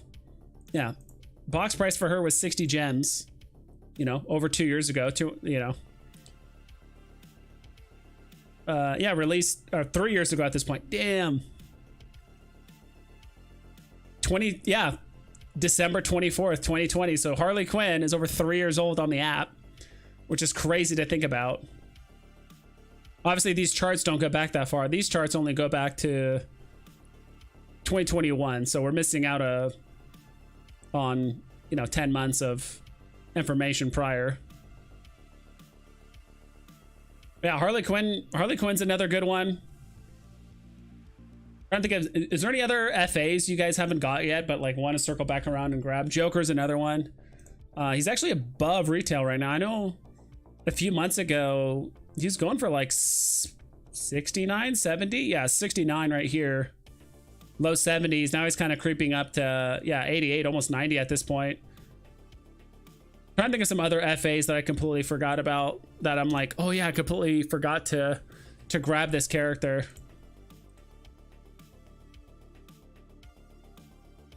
I bet you we'll have an easier release date and we'll flip it. I feel like there's a lot of old school FAs that people kind of forget about. I think I just messed it up. All right, flip. Collectibles. I wonder why it's because I still have it set to common. What am I doing? I'm like, why is it not showing all of series 1? Gotcha. Okay. Powerpuff Girls, maybe it's more, there's going to be a handful of collectibles of like the old school ones that like a lot of VVOGs are going to understand and appreciate, right? Like if you have like the Powerpuff Girls, if you have maybe Bemo's kind of cute, whatever. Donnie's definitely a big one that like, another one is like Nightwing. Like if you own one of these collectibles, and you have like a VVOG that goes into your VVers, they're like, oh dude, you got a Nightwing? Like I remember when that dropped, or I remember that. Like that's, I feel like that would give you like a lot of like street cred in that sense. Same thing with like Steve Pugh, Harley Quinn. Like dude, if you own a Steve Pugh, you're one of those guys, right? You're one of the big boys in the collecting space. Stay Puft might not be bad. When I see, like, when you look back at these old collectibles, you just kind of forget. Like, when's the last time someone talked about Stay Puft Marshmallow Man? First appearance, Ghostbusters. Like, you know, people know about the IP. It's just been forever. Ultraman. Can I organize this by first appearance? I don't think so. No, I cannot. Dragon Girl, I think, is another one that, you know, the VVOGs would know and understand. I still need to grab a back. I think I own a Batgirl, but like Batgirl and so, you know, some of these early CoverGirl ones are pretty cool too.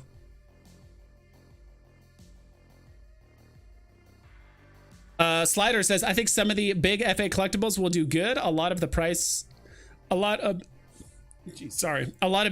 price of the collectibles were pumped up by speculation of utility. Also, I just think comics can stand on their own and have history. Exactly. I hard agree with you, Slider. I do think collectibles need a little bit, unless you're top tier. I'm talking top tier collectible. You're gonna need a little bit of help to kind of get your value up, whether it's utility or this integration or this animation or whatever. Big A says FA Wonder Woman. Yeah, that's another one. Did I pass it? Right here, right? So what, part of this cover girl? No.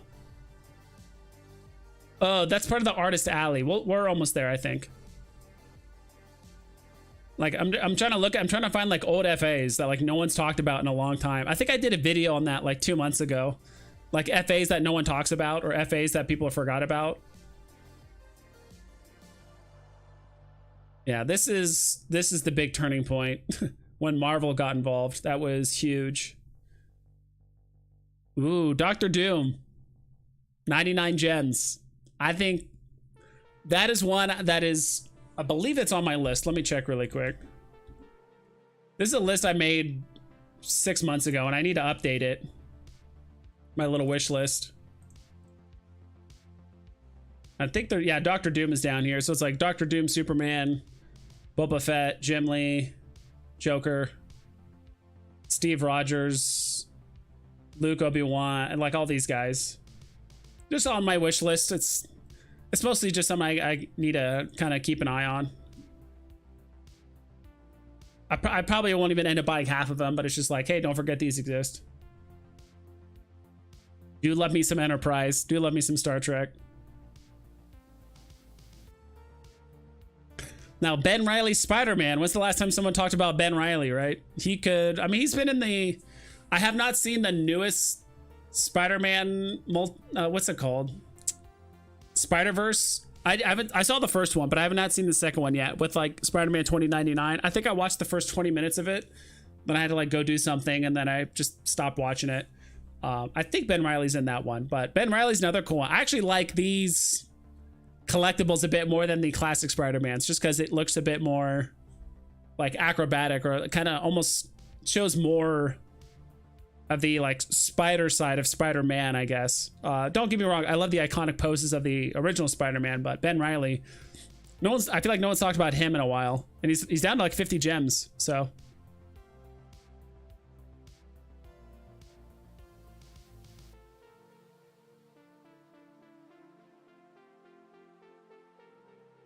Yeah, I don't think anyone's gonna go for the Eternals. Personally, there might be a couple cool ones.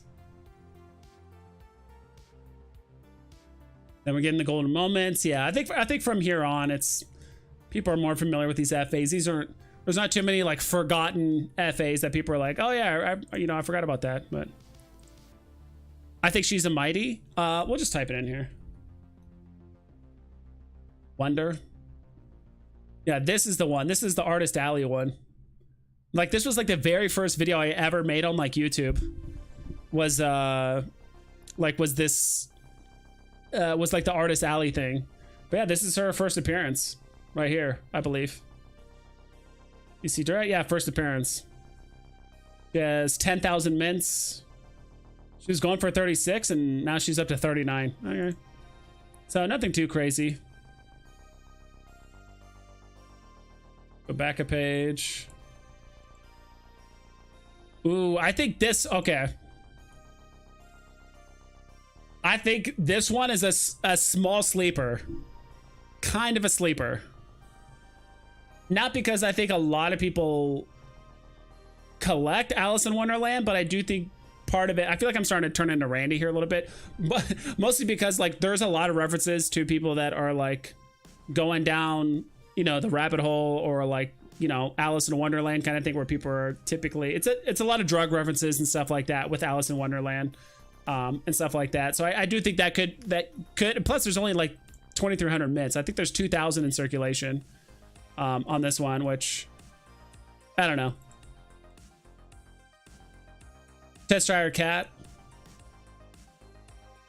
Daredevil, need to grab. Daredevil's another one. Silver Surfer. It's called Veve Digital Collectibles, not comics. Mark D. Yeah, correct. That's a long, I don't know. People are like, go ahead and grab your Veve Digital Collectibles. You can just call them Digital Comics, or I just call them comics. Digital Comics. For the most part. Should I start a cat over Alice? I probably. How much is he going for though? 46. I'd rather buy other stuff for 46.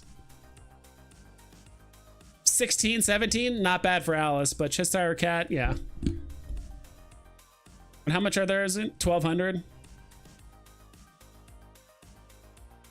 Like, what else could, you know, sometimes I like to do this. Like, what else could you buy between 40 and 50 gems? Let's say you did want to get the cat. And you're like, well, what else could I get that's better? How many pages? Well, 4 pages of stuff. Okay. Not release date. Let's do it by floor price. And flip it. I'd rather get F.A. Harley Quinn. Hands down over the cat, personally. Or Green Goblin.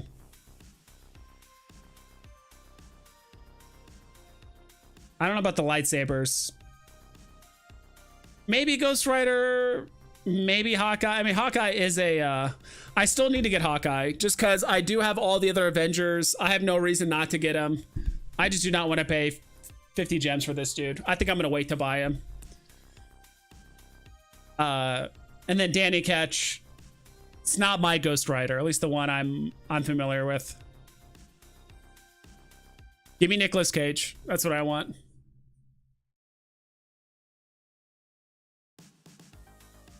Yeah, there's the cat right there. I don't know if I would want it more than Dawn on Day. I mean, I think the cat's gonna do well. It does have scarcity on its side. There's only 1,200 mints, but yeah, there's definitely there's other things that I'd rather own. Like, part of me would almost rather own a Mysterio over a cat, because at least Mysterio's a Spider-Man villain. Anything connected to Spider-Man, it's like there's always a probability it does super well. Magneto, you know, why not? Dad bod Batman. I don't know about dad bod, but collectibles is a universal term that includes comics, I guess. I don't know. I feel like I think they still need to be split a little bit. I feel like on average, I mean, look at this. Look at the website here. Collectibles, comics. Collectibles, comics, and I bet even on Candy they have a separation for collectibles. So even though Veve might identify it as like one thing, if the community still identifies collectibles and comics as two separate things, that's how people are gonna identify them as, right?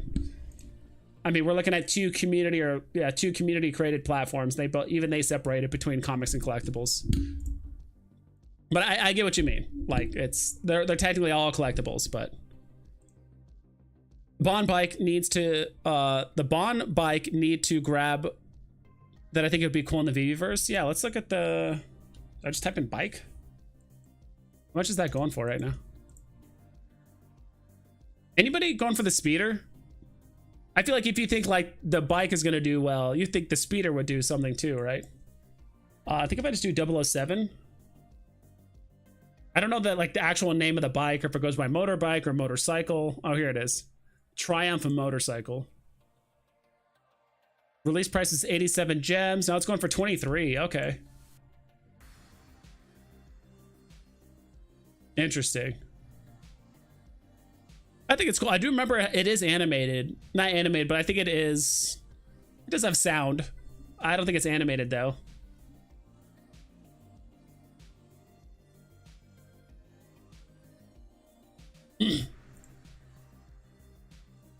I was just using that to show the importance of collectibles in comparison to the comics. Let's see. Veve Digital collectibles, not comics. Show the importance of the collectibles in comparison. Okay, gotcha. Yeah, I mean, it's honestly, comics or collectibles, I don't think you can go wrong with either one. In my personal opinion, it wouldn't surprise me if collectibles pump first, right? If you're everyday crypto investor or your MCU normie or whatever it is, people that are getting into Veve the first time, they're probably gonna go more towards the collectibles. So it would not surprise me at all if like collectibles pumped first. People are gonna want to buy Deadpool and Batman and you know, whatever else, right? I think comics are gonna be one of the few things that are gonna be like slow and steady, like go up in value over the time, because people, it's almost weird, but like weirdly enough, like comic collectors are just kind of the ones that just silently like accumulate stuff. They just like grab, like, it's not like they just announce to the world like, look at this. I mean, some people buy it, but I don't know. That's just been my thing. I could be completely wrong, but that's just kind of my feel. The comics are a niche, correct? I mean, it was a niche mostly because comics, I mean, you could only buy comics in comic stores, right? I mean, you could buy them online too, but not a lot of people are going out of their way. But now that there's a platform where people can get collectibles very easily, and now there's comics literally right next to it, you know, it's one tab over from it. I mean, like I said, I was not a comic collector at all, and now I have over 3K gems worth of collective comics on the app. I'm not saying that's a lot, but it's like, considering that a few years ago I couldn't care less about comics, and now it's like I have quite a bit in comics. And if that happens to me, there's a lot of other, you know, comic collectors. I'm willing to bet over 80 to, I'm willing to bet probably 90% of people on Veve that buy comics never bought a comic in their life, and now they're buying comics for the first time. And that's the thing, like, you don't need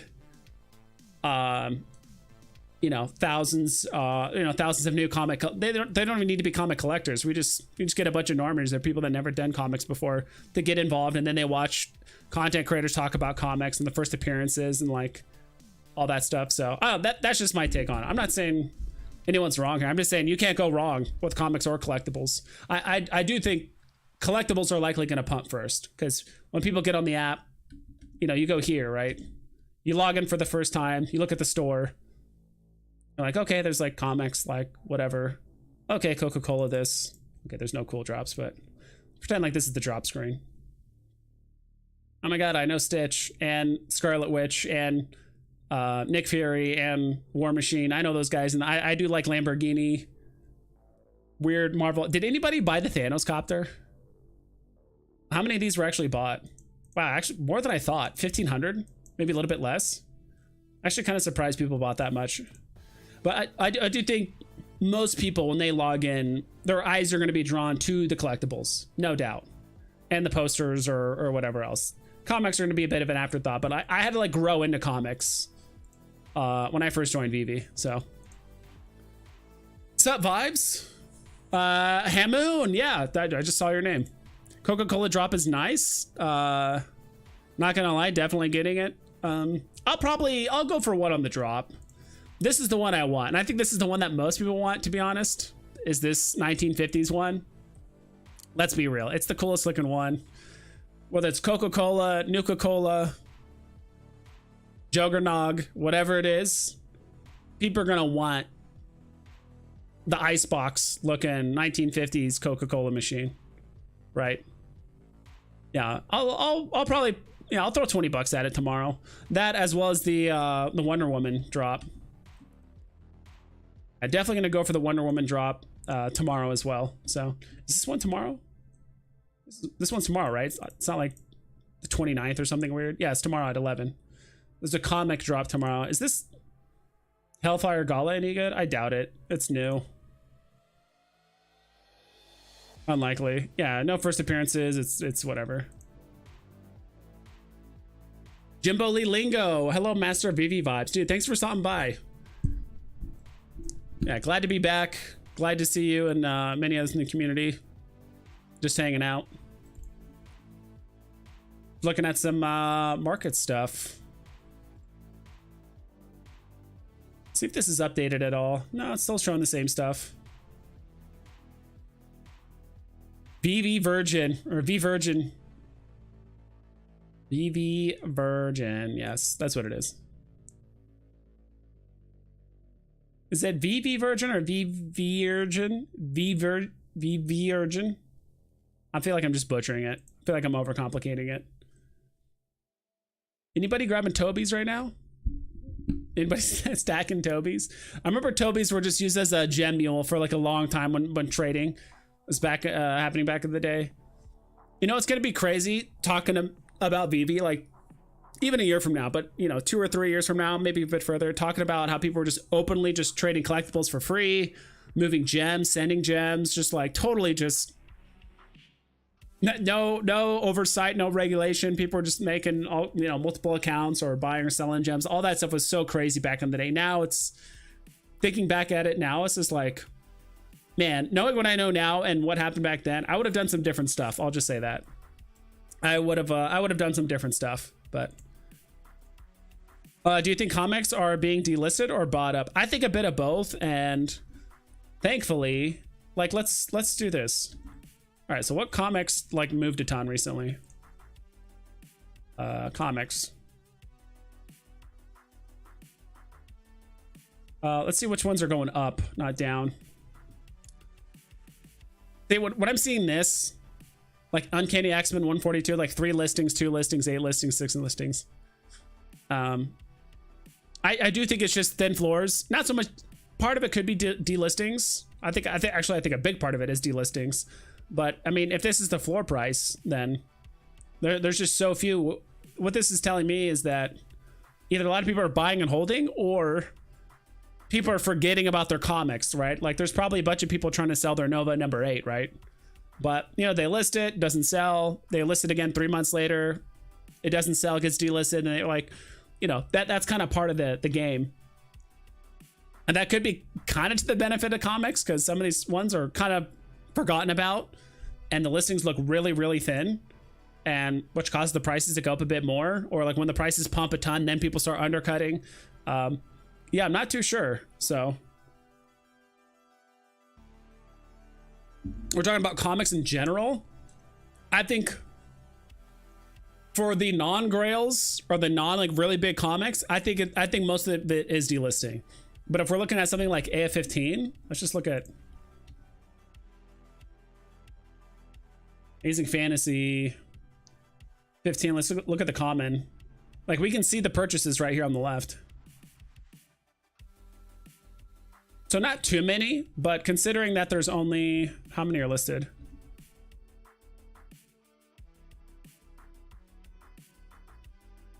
Amazing Fantasy. There's 88 listed.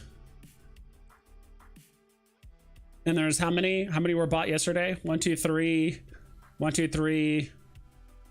That was 4 days ago. So no purchases, at least according to this, for like 2 or 3 days. I mean, considering the last couple of days, there was 6 bought.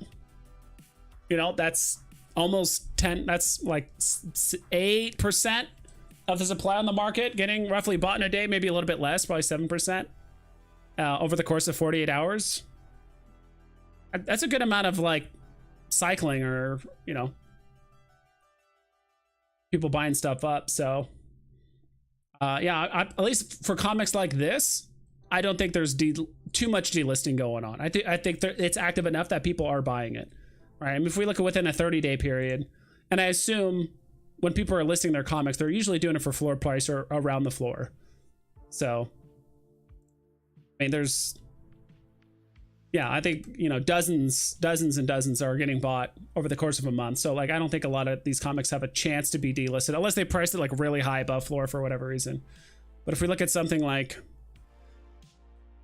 I'm trying to think of like what's, like, I don't know, like what's down, like what's not super popular right now.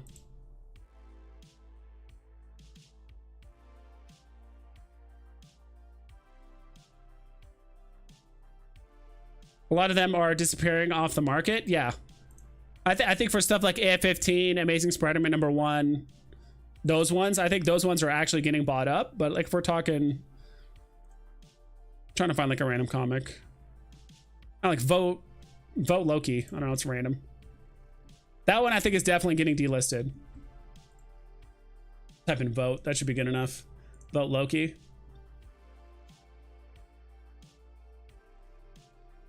Today, okay, someone's actually bought quite a few today. Man, did someone just buy up a ton of these? I guess so. I guess today is kind of the exception for this comment. Let's look back further than a day. So 1, 2. Yeah, this thing is okay. So other than today, which is why I saw the price getting moved up a ton. So other than today, you look from 2 days ago, 2 were purchased. 3 days ago. This one's averaging like, this is 8 days ago, 9. Yeah, this is averaging like 1.5 sales a day. And this is a comic that has what? How many mints does this one have? Yeah, this one has 30,000 mints. And there's like 1.5 being bought a day on average. While AF-15 is averaging like 2 or 3 a day. And that one has 10,000 mints or 6,000 mints. So AF-15 has less supply, but it's getting bought up more. This one is, I think it's just mostly delisting. I think today is just kind of the exception, not the rule. And someone just went in and just bought a bunch for whatever reason. Let's see what this guy's doing. Looks, I imagine he bought up a ton when they were, what was the price? Yeah, it was at $1.50. Yeah, I think someone just bought a bunch up to like $4. Yeah, look at all these Vote Lokis this guy bought. Or girl, who, I mean, we don't know who it is. Look at all look at all these Vote Lokis.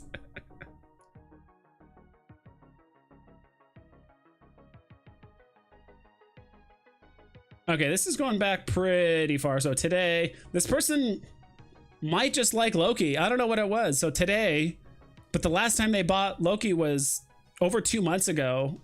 So this is October. They bought more in November. They bought quite a few in November, and then August, then June, then May, then yeah, it's like, maybe this guy just loves Loki. I don't know. Or maybe they're a big believer in this comp. Maybe just because it's cheap.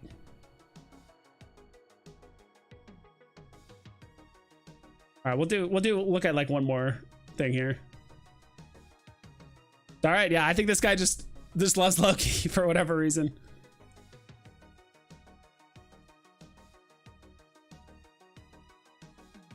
Kind of funny, I never knew I wanted a Coke vending machine, but David, you knew I did. Yeah, right? Mark D? Did I? This is the one most people grew up with, right? Which is this one. I remember seeing this everywhere at like my high school, at the movie theater, at the theme parks, or if you go to the zoo or what. I mean, these were everywhere, right? Baseball games, remember you go to like a Middle League baseball game and they'll have like the, not so much, I mean, they would have it at some like Middle League games, but usually it's at the snack bar, right? Where they give you sodas and stuff.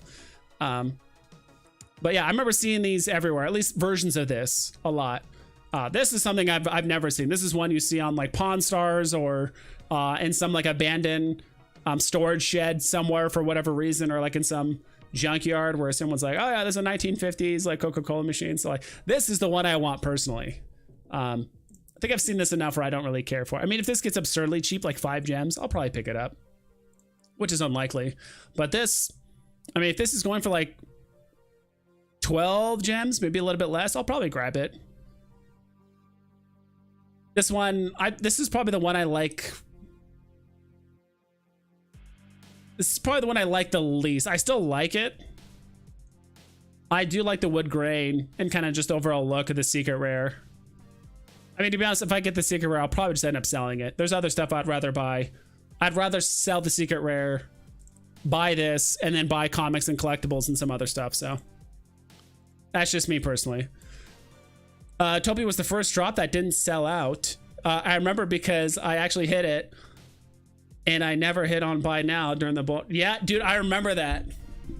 I remember there was a lot of people that joined the app around that time, like less than a month ago.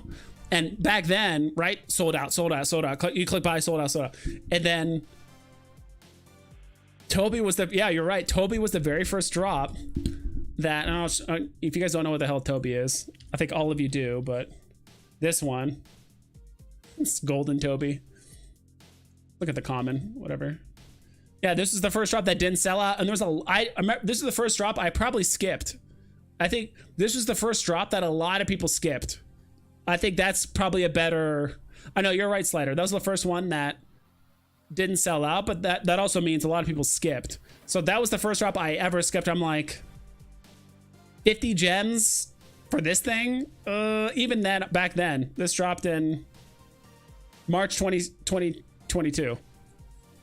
I was like, do I buy this? A lot of people skipped it. And yeah, some people were trapped. Some people bought a ton of them. And they were like blaming, they thought there was like an error with like the app or something like that. And they're like, oh, I guess there's, you know, I guess I'm just lucky. I'll just keep clicking buy. And this is also one of the, I don't want to say one of the first drops, but this is also one of the first drops to also go below retail, I believe too. It wasn't the first drop, because I think there was a couple comics that were below, but this was, yeah, early 2022, the first few months, that was like the beginning of the downturn of the bull market. And I think this is, yeah, this was one of the first collectibles that like never went above retail.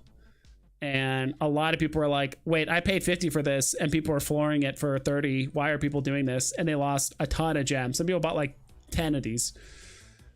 So yeah, interesting times. I want that one. Which one is? Toby was the first drop. I didn't sell it, remember, because I actually hit it. Never. I want that one. Which one are you talking about? I think you're talking about Toby. I don't know if you're talking about Toby or the soda machine. But Loki, top holders. Interesting. So that guy we looked at looks like he's holding most of the supply. Yeah, I'll have to like, I assume BV Virgin, you got that information off of Stack. I'll have to look into it. Is there a way I can, sorry, so vote Loki. Is there somewhere on here I can see who the top holders are? Oh, top holders right here, duh. Yep, it's the same guy. Ends in 3472. He has 283 of this comic. And this is the same guy or girl, whatever, at the top.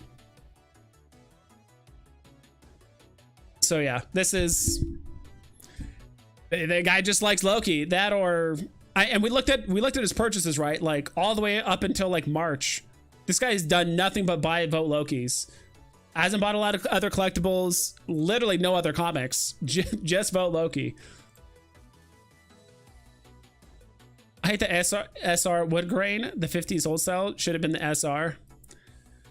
Yeah, I know the whole like wood grain look. I think it was kind of a popular thing in the 70s, right? For a lot of different things, including cars and this and that. But I don't mind the wood grain. I do like the 50s one the most. Probably followed by the 60s, then the 90s, then yeah, the SR one's maybe my least favorite actually when I think about it now. Fax A. Fax A, okay. Do you own the X-Men collectibles? You own the X-Men collectibles. I don't think I used to own a Storm. I probably should grab one. X-Men collectibles. I mean, the only one we have is Storm, right? I mean, they're gonna announce the X-Men Marvel Mighty soon, right? But as for X-Men collectibles, we only have Storm, right? Or no, I see what you mean. You're talking about Magneto. Yeah, I own Magneto and Professor X. Professor X I actually got for free at Comic-Con. That's when Alex, I think it was Alex G. Yeah, Alex G gave it to one of the guys up front because there was kind of like a small crowd on like in front of the stage, and he couldn't reach me. So I think he gave it to a guy who then turned around and just gave it to me randomly. So it's not like I don't think it was for me specifically or trying to point me out. He was giving it to one of the like crew people that worked at the convention to then give it to us in the crowd. And so I got one, scanned it, claimed Professor X, and then Magneto I just got on the drop. I just purchased Magneto because I already had Professor X. Because if you, oh man, I already skipped it. All right, let me go here.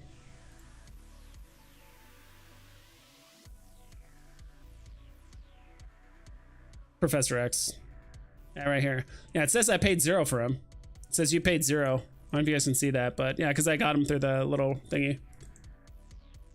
I love the forensic blockchain dive, right? That's how, dude, it's so interesting. You just find one sailor like, dude, what is this guy buying? What does he know that I don't know?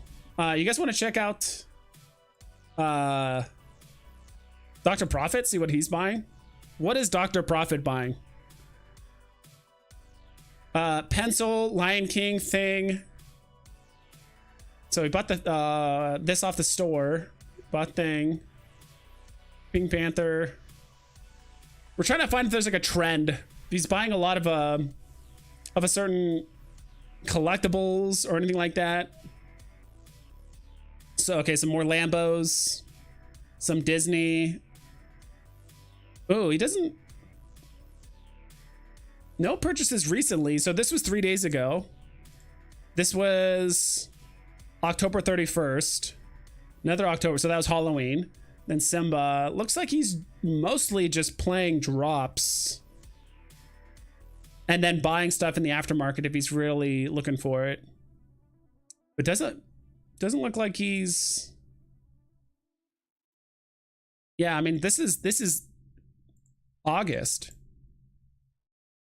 I mean, he's only bought 20 things since August. Maybe a little bit less than that. So not incredibly active, at least recently. Let's take a look at this person. The new big dog, right? You're talking about the 1990s Coca-Cola vending machine? Yeah, go for it. I mean, if it gets super cheap, I'll buy it. But for me personally, I would love to get the 1950s Coca-Cola machine.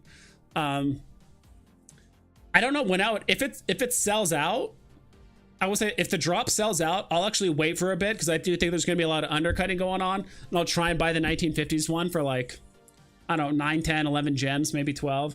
But if it doesn't sell out, it wouldn't surprise me if it pushed up to like 17 gems. Still below retail, but it'd be a little bit higher. That's just my take on it. Cheat. This person is active. All right, so today, Snow Globe's first appearance of... You guys can see all this, right? Let me zoom in a bit more. That's probably a little... There we go. That's probably a bit better for you guys, isn't it? There we go. Yeah, 2 Snow Globes. First appearance of Kingpin. Some of these Christmas comics. First appearance of Sentinels. I might reach out to this person. Let them know. Because I actually got the first mint number of first public mint of the Sentinels comic. But yeah, this was all today. So it's like today. Yeah, mint 7,500 Todd is nuts. Toby holder here. Let's go. I don't own a Toby. Maybe I'll grab one for $3. You know, why not? Why not? You think the vending machine will sell out? We'll see. There's about 4,000 mints. I think a little bit more than 4,000 mints, I believe. So that's quite a bit. And this is a non-FA like character, right? I mean, we've had FA characters with less mints not even sell out, right? Or at least get close to selling out. So we'll see. I'm kind of curious to see how it pans out. But it is 20 gems, so that's on the cheaper side. A lot of Omega Reds. So this is all happening today. Omega Reds. This is the Spider-Man that recently dropped. More Omega Reds. Spider-Man 2 today. These are all still purchases today.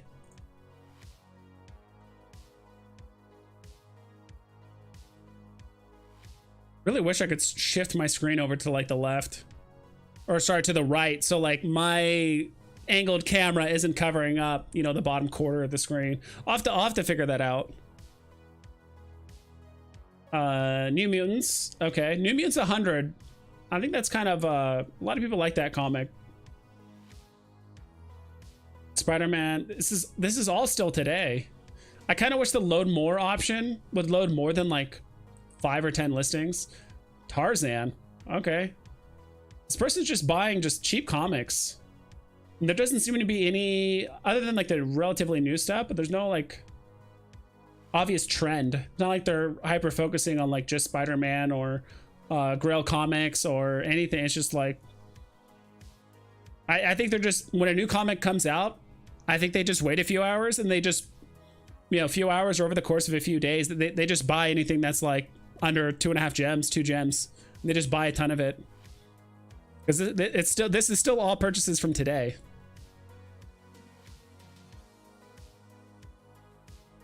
Okay, now it's going to yesterday. So it started right here. Human Torch. Dude, Human Torch for 8 gems. What's Human Torch at now? I think that's a good deal. He's the scarcest one of the Fantastic Four, right? First appearance. Arguably the coolest, but you know, I didn't realize he was getting this cheap. Let's look here. All right, sorry, we're kind of just putting it on pause real quick. Human, but just put human. All right, it's right there.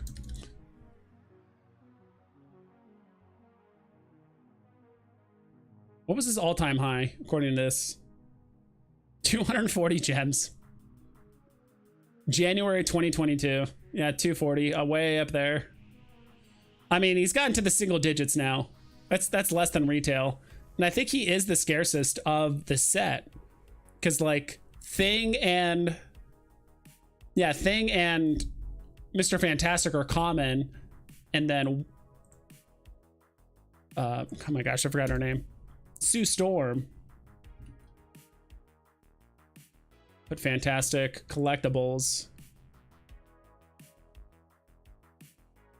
Yeah, so Thing and Mr. Fantastic are common. I remember this has like, yeah, almost 30,000 mints. That's a lot.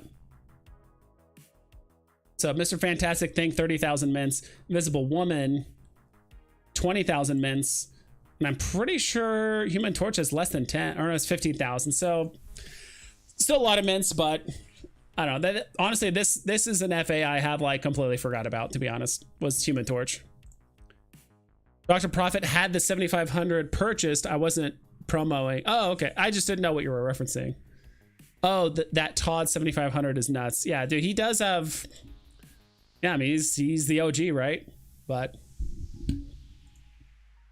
I think that it will sell out because the SR chase and will be 100 gems plus. I think so too. I think it would not surprise me if the SR goes. I think we talked about it earlier. Probably goes to like 200 to like 50 ish. And then it'll probably retrace down to like 150 to 175, you know, within 24 hours. Because usually those things go parabolic and go up. And then once it sells out, you know, it's like 180. People are like, oh my God, and starts going up in value. And then it starts calming down a bit. People start undercutting. So probably around that range. Wouldn't surprise me. Ishii's going for MCP. Definitely seems like it. Yeah. And the comics they're buying aren't, I mean, other than the Tarzan one, it seems like they're, I mean, I feel like if they're chasing MC, okay, they got a good balance of uncommon and commons. I was going to say like they'd buy more uncommons or even rares if they were really chasing MCP. I'm just saying like a lot of commons here, a lot of uncommons. It looks like they're just buying anything under like 2.5 gems for commons. Comics. Okay, yesterday they were buying quite a few of these Kingpins. Definitely purchases like this is what causes the price to move quite a bit on these. All right, we'll look at a couple more loading pages here, and then if it's, yeah, it's just more Spider-Man. It's kind of one bit of feedback for this page is like when I click the, you know, load more page, it'd be nice if it loaded more than 1, 2, 3, 4, 5, 6, 7, 9, 10. It'd be nice if it loaded more than 10 things, personally.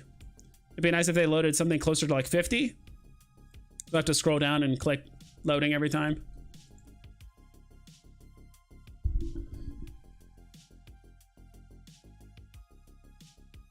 Let's see what's down a lot.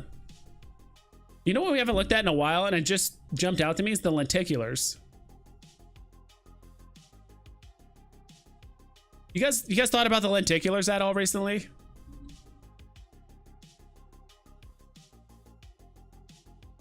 Actually, this is a better page to look it up. It's not going to show if I do lenticular, huh? I have to like... It's called like Mickey and Friends? I think if I just type in Friends. Okay, close enough.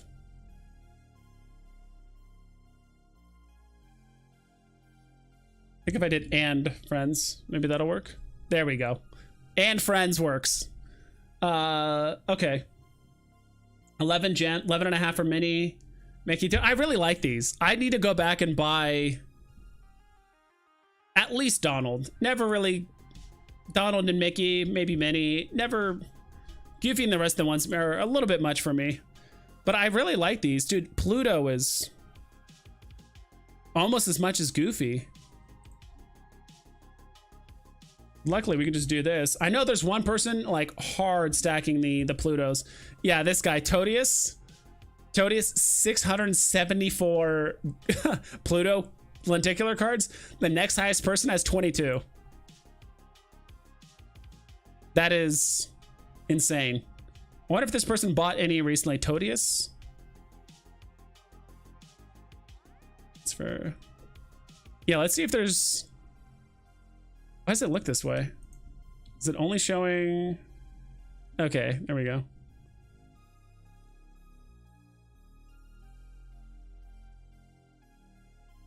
Let's just go to his profile. See what it is. When's the last time he bought a Pluto lenticular?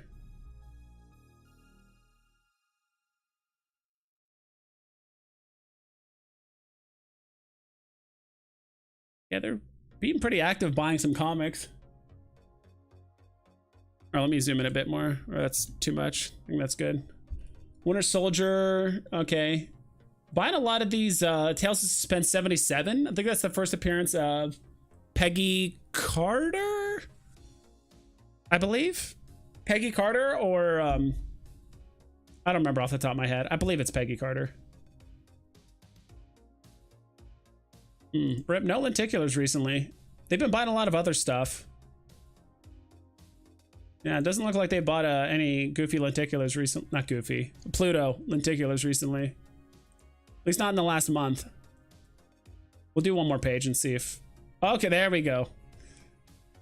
Okay, so last time was November 18th. Bought 3 more on the 18th. 70 for... I don't know what the prices were, because it just shows floor price, but... Still accumulating. Wonder if the 1956 has any relevant number. I don't think so.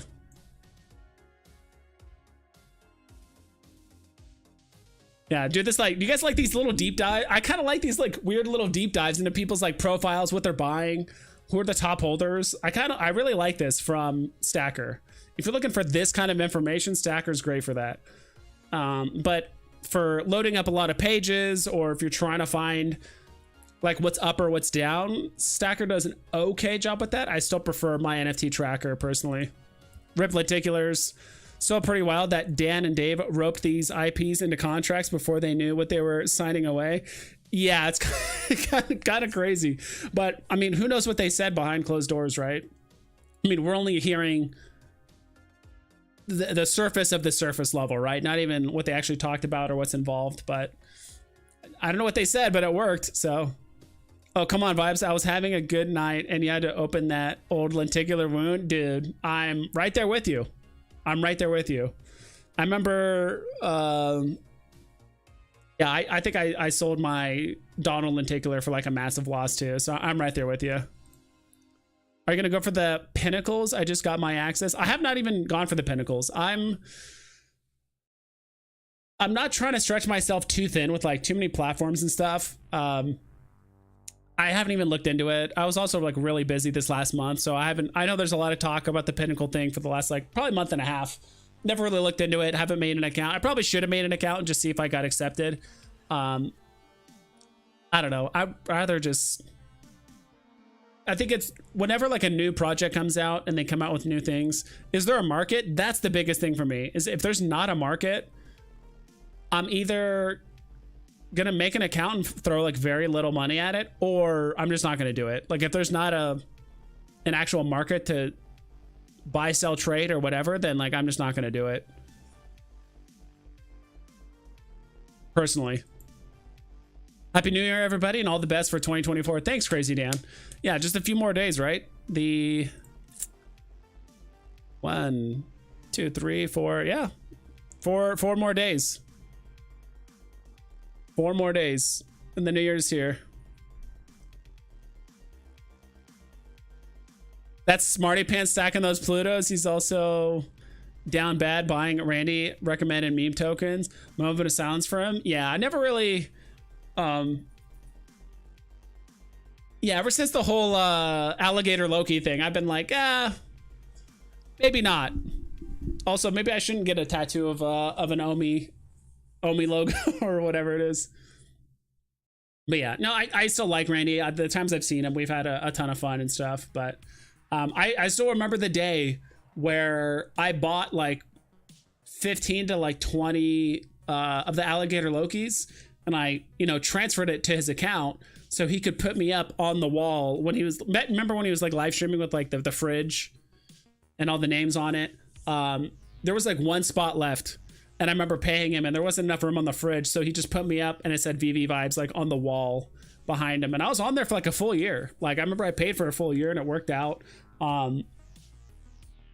And yeah, I definitely spent not an absurd amount, but back then it didn't seem absurd. Right now it seems like an absurd amount, but back then it was not. And at that point I was just playing with house money for the most part. And yeah, I invested a decent amount just for that exposure, and it worked out great. I actually got a lot of people from Randy's stream coming over to me to watch me, so it's kind of like advertising, right? A friend of mine went for lenticular drop and sold a Mickey for $1,000. Yep, that's seems like all the people that didn't really get caught up in the hype and all the stories, and that's the thing. It's like, that's one thing I definitely know I got way too caught up when it was like the bull market mentality, and people were just absolutely trashing people that were flooring collectibles. Right. I know there's a handful of people that were like selling their Todds or Waltz or something, Steamboat Willie or whatever. Like, what are you doing selling it? What do you, not a fudder, but I know there's all these like kind of like terms that they would use for people, flooring collectibles, or why are you fudding it? Or I remember people would jump in my streams all the time back in the day and be like, hey, why are you selling your lenticular? Why are you selling this? Do you not believe it's going to go up? Whatever. I'm like, bro, I'm just selling it because I want some gems. Like, it's not like I hate the thing or whatever. It's just like, I just want to sell it. I had to like explain why I was selling everything all the time, or if I was selling or buying something. So that was interesting. I think for the most part that's behind us, where people are like talking trash about floor. I'm like, dude, let people do what they want. Who cares? Right? Happy New Year, Dan. Best wishes. Yeah, of course. The VV logo tattoos were the best. Then they changed the logo. Yeah, that was rough. That was rough. Yeah.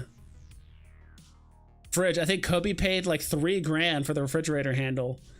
That was back when Randy used to sing to us every stream. Yeah, I forgot about that. He used to sing. I'm not going to sing for you guys. I'm a terrible singer. If you guys were at DCon, not this last year, but the year before, I was pretty inebriated, and I tried to sing, and it was terrible. So, bro, your Steamboat was going for 10K? Yeah, dude, just look at any chart. I wonder if it's on here. But Steam... 2 years ago. Yeah, there it is right there. I don't know if you guys can see that. Yeah, it's going for 10K, and it was going for above 9K for the better part of a week, or yeah, about 10 days. So there's more than enough time to sell it if I wanted to. But I got caught up in the hype and like, oh, this is a grail and don't sell it, and it's gonna go up to 50K. It's like just the greed. Bro, Hit Monkey was another one. That was one of the, not the first, but one of the first very like low mint drops, and like the show was coming out and there's a little bit of hype, and yeah, Hit Monkey was Dude, I'm just remembering all this stuff, you guys mentioning it. It monkey. I won't even put the Y at the end. Okay, maybe I do. Is there a dash in there? Or it's on collectibles, that's why. Okay. We don't spell monkey with a Y. It's hit monkey. Yeah, there it is. Hit monkey. Ripperino. Yeah, they're still, wow. I mean, how much was the price though? Yeah, dude, they're still kind of above retail. That's surprising. But I do know people definitely bought this for a high price. Yeah, these were going for 50 gems, 60 gems. Now they're going for 7.5. So yeah, that one isn't terrible. I mean, it's still down a lot from where it was, but not nearly as much as, you know, other collectibles or comics. Curious about the secret rare. How much did that move all time? 5 grand? 6 grand? Okay, 7 grams for like, looks like half a day. But there's a period of time this thing was going for, let's see if it'll show up on here. Will this have like a cleaner looking chart?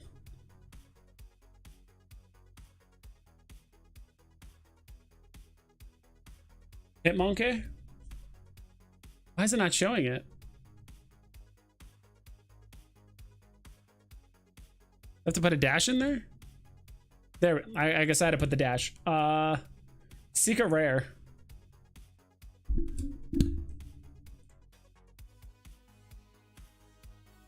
Yeah, it's going for 6 grand. Dude, this thing was going for over 3 grand. Now it's worth 260. But yeah, this was absurd. Yeah, dude, this was like the heart of the bull run. December, or like kind of the tail end of it. But this is all-time peak hype, just off 12 Days of Veve. Dude, if you guys don't remember, 12 Days of Veve 2 years ago was pretty hype. I talked about it on my last stream. It had F.A. Voltron, F.A. Deadpool, Steamboat Willie. There was another like somewhat significant FA, had a couple of good comics too, but like, dude, that was like a banger of a 12 Days of Veve. The one this year was probably the weakest one that we've had over the last 3 years, I would say. But the one 2 years ago, dude, it was insane. And the snow globes and something else. But yeah, like, dude, the 12 Days of Veve 2 years ago had a lot of FAs and a lot of good drops. And I think riding off the back of that, people were just so hype. You know, it was just slot machine. You put 20 bucks in, you get 500 out, and people are just all-time hype. So doesn't surprise me that this thing was like insanely expensive. This is actually probably one of the scarcest secret rares, which is why there was a ton of hype about it. The chart looks like a shit coin that got red, more or less. Yeah, I got a Mickey Leticular, sold for $550, turned around and bought Daisy for $6.99. Absurd. I can't believe how crazy it did. It was crazy, Guri. It was insane. I was there too. I bought stuff at insanely high prices and I retraced a ton. Let's see. I got a couple. I mean, you guys already, any of you guys that have watched my streams more than a handful of times, you guys know I'm really down on some stuff. Let's see here. What's probably the worst one? I mean, this is obviously the worst one, right? I bought for 1900. Some people bought this for like 2100. 1900. Now it's going for $45. What's another really, really bad one?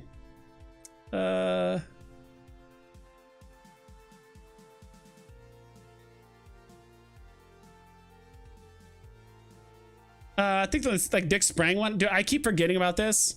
I bought this for 800. Now it's going for 40. So it's legitimately down 95%. Like, it's actually down 95%.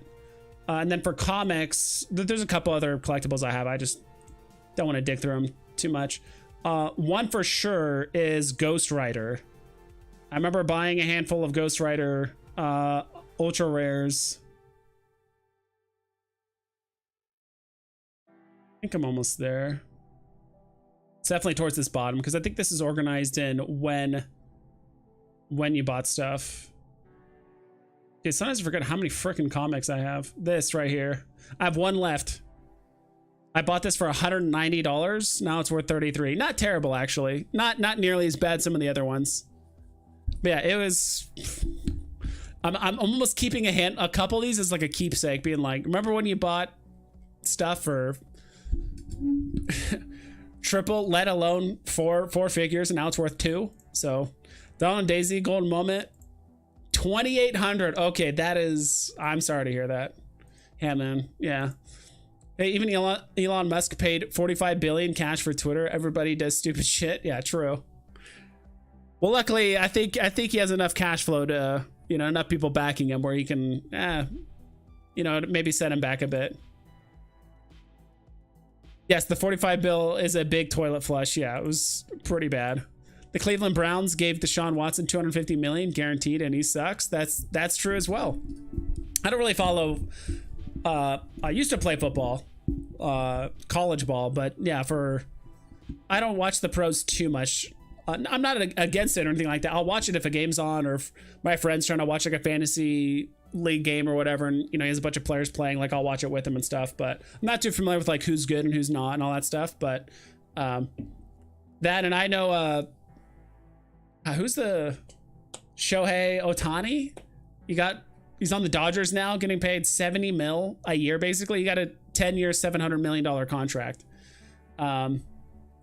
Someone's going to crunch the numbers and figure out how much he's getting paid per pitch, because I think it'd be hilarious if someone broke it down, like his first year, that he got paid like 15 grand or 20 grand like per pitch. It's just like, imagine every time you throw the ball, you're just getting paid 15 to 20 grand. I don't know. Someone's probably going to crunch the numbers and figure out like how much it actually is after his first year on the Dodgers, but it's going to be insane.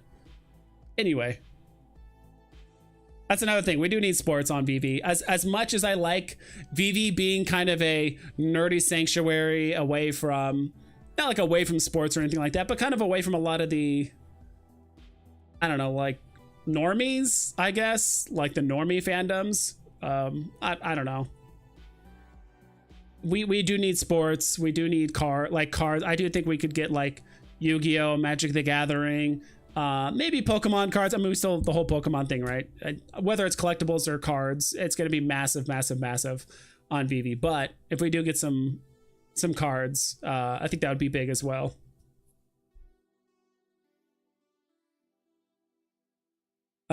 Same thing with the Denver Broncos and Russell Wilson. Yeah, everybody does dumb shit. Don't listen to the people that say they never did. Dude, I've done dumb shit all. I've never claimed I know what I'm talking about. I'm just some dude that looks at the market.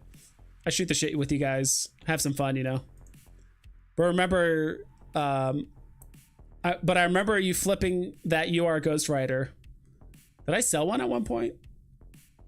Yeah, I mean, I think I had like 5 at one point. I've sold like 3 or 4 of them. I think I sold 1 for like a small profit, 3 for a loss for sure, and then I still have that one. I'm just keeping it. I don't care.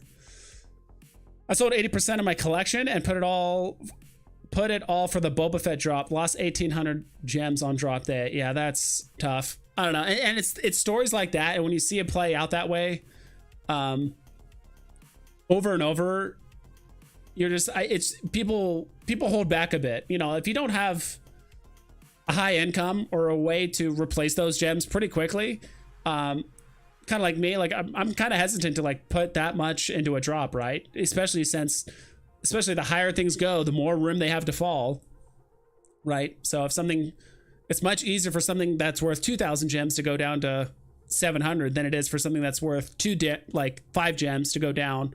You only lose so much, but in the bull run, I don't know, there's going to be a lot of people that are going to get on Veve, I think, and going to repeat the same mistakes that we did 1.5, 2 years ago, right?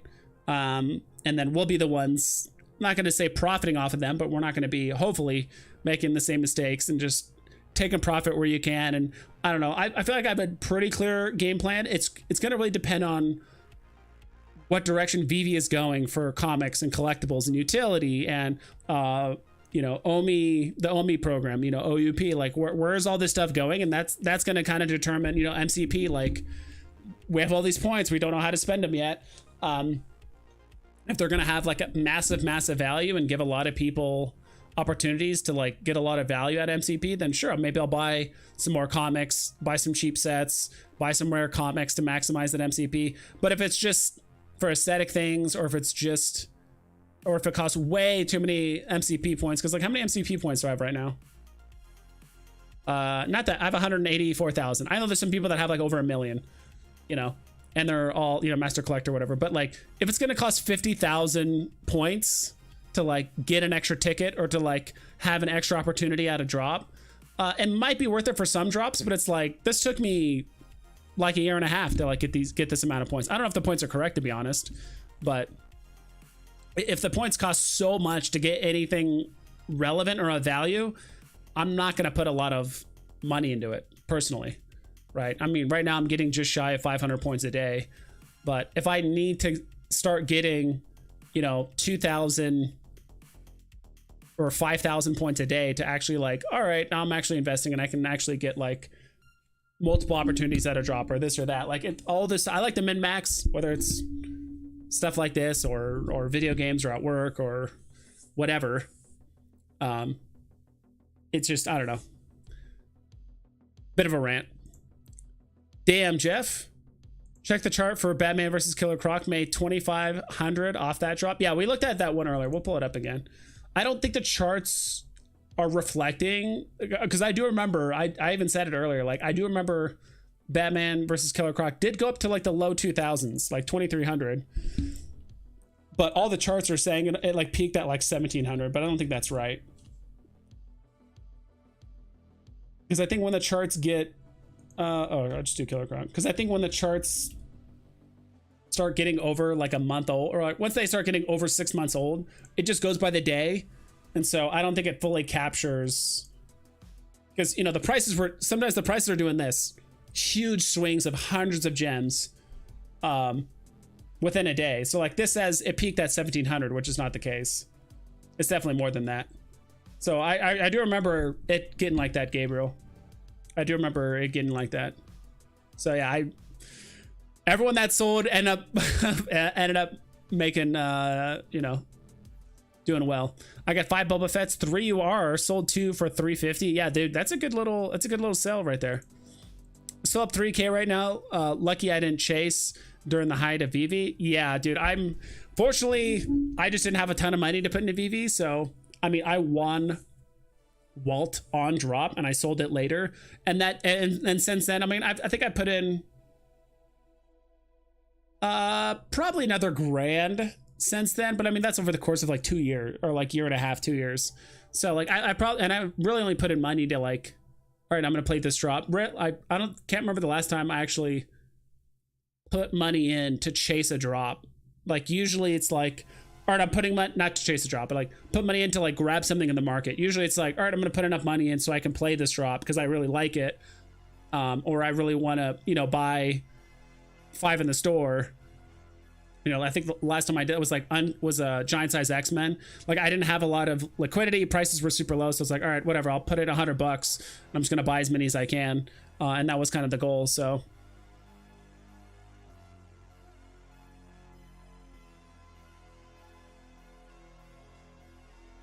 you hit SR, you hit the Hulk #1 SR. That was a huge help, Jeff. Yeah, dude, and that's the kind of the nice thing about Veve is like you're 1 drop away, and this is kind of the gambling side, right? But it's like you're 1 drop away from completely changing your collecting career on Veve, right? You win something like Walt or SR Hulk or SR Miles, right? Imagine winning an SR Miles and you sell it for 10K. How much stuff could you buy right now with 10K worth of gems? You could buy a lot of stuff. All of a sudden you went from here and collect, you know, I'm assuming your vault value is like, let's say less than 1,000. You land like something like SR Miles, and all of a sudden you've 10x'd the amount of gems, or like your portfolio. You're just like, holy moly. Or you get like a really, really 1 of 1 mint of a Star Wars collectible or Marvel or whatever it is, Stan Lee.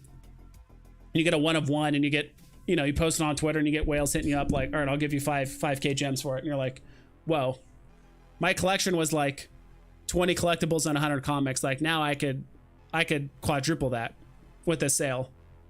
So that's kind of the nice thing about Veve. It's like you're 1 drop away from just basically be able to buy whatever you want, or buying a lot of stuff that you wanted before. Somebody bought Batman versus Killer Croc for 4K. I remember someone talking about in Spaces. Yeah, that was rough. I still ended up spending all of those 2,300 gems on other overvalued stuff like Woody's at 200 gems. Yeah, Woody is. I'm right there with you, gamer. Yeah, I'm the same way. Like, people are like, "What? You sold Walt for?" I think I sold it for like 9.5K. 10. I'm trying to remember what it was. Like 9.5K. And people are like, "What? It went up to 40." But I'm like, "Yeah, but I used those gems to buy other stuff that also went up during the. Everything went up during the bull market." I'm not sure if the stuff I bought did as well as, you know, Walt percentage wise, right? Because Walt did like a 4x from the time I sold it. But the other stuff I bought and sold, I did a lot of flipping and stuff, and I definitely back then had like a relatively good feel for the market or what was being popular. But yeah, right after the bull run ended, there was like a full year where people were just trying to figure out what the heck is going on with the market. Should I hold? Should I sell? There were some people kind of holding on to the old ways of like buy everything and don't sell. There's some people just completely just, all right, market's over. They've had a lot of experience with crypto or other NFT projects, and they're like, all right, I've seen this before. I'm going to buy, I'm going to sell immediately. Buy the drop, sell immediately, no matter what. If it's profitable, I'm going to sell it. So a lot of people were kind of caught holding the bag. But I think now a lot of people have, you know, 1, 2, even 3 years of experience under their belt at this point. I think people know how to navigate some of these drops a bit better. I followed BE and Macau's into Photo Finish live horse racing game and spent 10K in the past 2 weeks buying 4 horses. Just got to keep diversifying into other projects, and this one looks like a W. Yeah, I've heard about Photo Finish live. I heard about OG Vault and a bunch of other people talking about it. Apparently there's a big community, a relatively big community in there with breeding horses and all that stuff, but I just don't understand it, and probably could get into it. I don't know. Kind of want to like keep things simple and not diversify into like, it's so easy to get into like 15 different projects and spread yourself too thin, and then all of a sudden you're focusing on these 5 or 6 projects, but then something's happening over there and you just completely miss it, and you miss an opportunity, or your investment goes down by a ton because they made an announcement and people are fighting it or like backing out of the project now. I don't know, but yeah, SR Hulk helped a ton. Yeah, I feel like most people typically have those 1 or 2 drops that helped a ton. So maybe it's pure entertainment for me right now. Hell yeah. Same here. I chose the wrong thing to collect. Effing Star Wars. Yeah.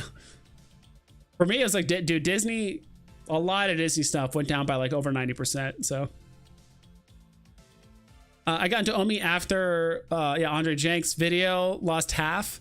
Decided to get into buying collectibles, lost 75%, stayed with it, hit SR miles on drop, and learned how to flip and buy good drops. So pretty good. Yeah, big. Yeah, that's almost the exact story. I was, maybe all the other stuff aside, but yeah, it's like you're one big drop away from, you know, recouping all your money or getting way ahead.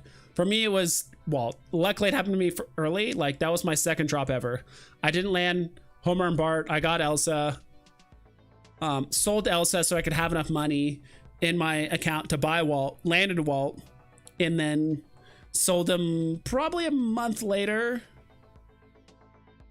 Maybe it was like 2 weeks later, like 2-3 weeks. Maybe it was that soon, because he was going up so much. So I just sold it, and then bought other stuff. And I'm like, dude, I'm working with house money. Like I've $9 grand in house money. I could just play with and buy what I want. And then after I did that for a while, made a good amount of gems on the app. So I was like, all right, I've done this before actually on other platforms or other like digital trading things. And so I was like, all right, that's when I kind of started like my YouTube channel. But yeah, I couldn't hit a drop for 3 months. Still have never hit a SR. So I never really had a chance to do much flipping unless I got a good snipe in the aftermarket. Yeah, dude, I think sniping is tougher than kind of landing the drop. Back then, landing drops was, yeah, extremely difficult. But I think sniping was even harder because the app wasn't really set up and they're like doing everything on the phone. It was just a nightmare. Tons of bots too. Still are. I think there's still bots, but they're just in the secondary market. But they're not nearly as bad as they used to. No one's talked about bots at all recently. You can buy a female horse and just breed her at the beginning of the month, and she pops out a $400 to $1,200 baby every month. So not a huge time sink if you know if you don't want to race all the time. Interesting. All right. It's like a stock or investment that birds a dividend once a month, you know? Been on Veve for 2 years now, only invested 150 gems, so everything goes to zero. I had fun. Exactly. And you meet cool people and stuff. That's a big thing for me. It's like, I'm still ahead. And if I sold everything now, obviously I'd be ahead. But at the same time, I'm like, I met so many cool people and connections, and now I have a direct line to like a lot of cool people in the community and stuff. So, yeah, like definitely glad I did all that. So thanks God I found Vault and actually showed me how to go for drops successfully. That's a huge reason why I came back up. Yeah, dude, Vault was definitely a bit, I mean, say what you will about him, you know, I know some people have issues with him. I mean, and obviously he's had his drama and all that stuff, but regardless, I mean, he's done a lot for the community. He's helped a ton of people win stuff. He's what helped me win drops, right? So, yeah, he's definitely helped out the community a ton. Everyone's helped out the community in different ways. I don't think any one is objectively better than the other. Like, someone helping people with drops is definitely a big deal, and keeping people like engaged with the Veve market and platform stuff. But I also think also having someone that's extremely positive and very knowledgeable, like my collectibles, and just educating people on the drops about what's going on and all that stuff. That's another reason to keep people on the app. I don't know. Everyone has their way. I like to just focus on the market because I feel like there's not a ton of people that do like market updates and like what's up, what's down, what's a collectible people haven't thought about in a long time. You know, now we can like dig through people's wallets now and like what they're buying and like, you know, see what the whales are doing. Like, no one's really doing that. So that's what interests me. And I know there's a niche out there that people I think would also enjoy that too. Because I think the funnest thing about being one of the funnest thing about being a collector, and whether you guys are physical or digital collectors, I think one of the funnest things is actually finding like a good deal, right? I think collectors like finding good deals just as much as anybody. So it's like, you know, you find, you know, a good comic, or you're like, oh wow, this is super cheap, and you buy it. Like that's a good feeling, right? So I'm, you know, just trying to help people find good deals and kind of connect them with their favorite collectibles, right? Or their favorite IPs. That's just kind of my take on it. Sniping was hard back then because of the sniping bots. It took me 6 months to get one comic back during the height. Yeah, it was crazy. Veve Vault is a legend. Yeah, he's definitely gonna be known for a long time. I mean, when Veve gets their, what's it called? When Veve gets a documentary, yeah, there's gonna be a lot of content creators that are gonna come up in discussion about that, about, you know, what were the content creators in the early days? What was the community like? What did Veve say and do? What was the app platform like? You know, and people are going to talk about everything. So, yeah, his name was definitely bring up. Husan says Rip Vault. Tap Trade was also big with drop streams too. Yeah, I don't know. I can't really do drop streams. Obviously, it depends on your work, right? Like if you have a normal job and you have a drop and you work during drop time, like you just can't stream, right? That's just, you know, it just is what it is. And even said that, I think recently, I don't know, probably 3 or 4 months ago, he, you know, got like a job and all that stuff, but before he was doing stuff online. So I don't know. I mean, I would like to do drop streams occasionally, but I think I did back in the day when I was kind of just doing my own thing. I didn't have like a formal job. So yeah, I would stream a lot. I'd make a lot of videos, but now it's like, can't really. Who owns most amount of Todds? Dr. Profit, 216. 216 Todds, that's crazy. But we'll probably wrap up the stream here somewhat soon, unless you guys have any collectibles or comics or anything you guys are like dying to know, or any, if you want to lurk in anybody's profile. I don't know who this Thantos guy is. Kind of want to look at his transactions and see what he's doing. He's number 3 on the you know, the Veve platform. So recently bought a Deadpool number 1 secret rare, buying some Spider-Man stuff, bought a decent amount of golden moments, mostly the cheap ones like the lamp, Timon and Pumbaa. So got some golden moments. This is all today. It's interesting how a lot of the top wallets, pretty much all of them, at least the ones that we've seen, most of them are active except for Dr. Profit, but I think Dr. Profit's done all of his buying and he kind of already has his plan.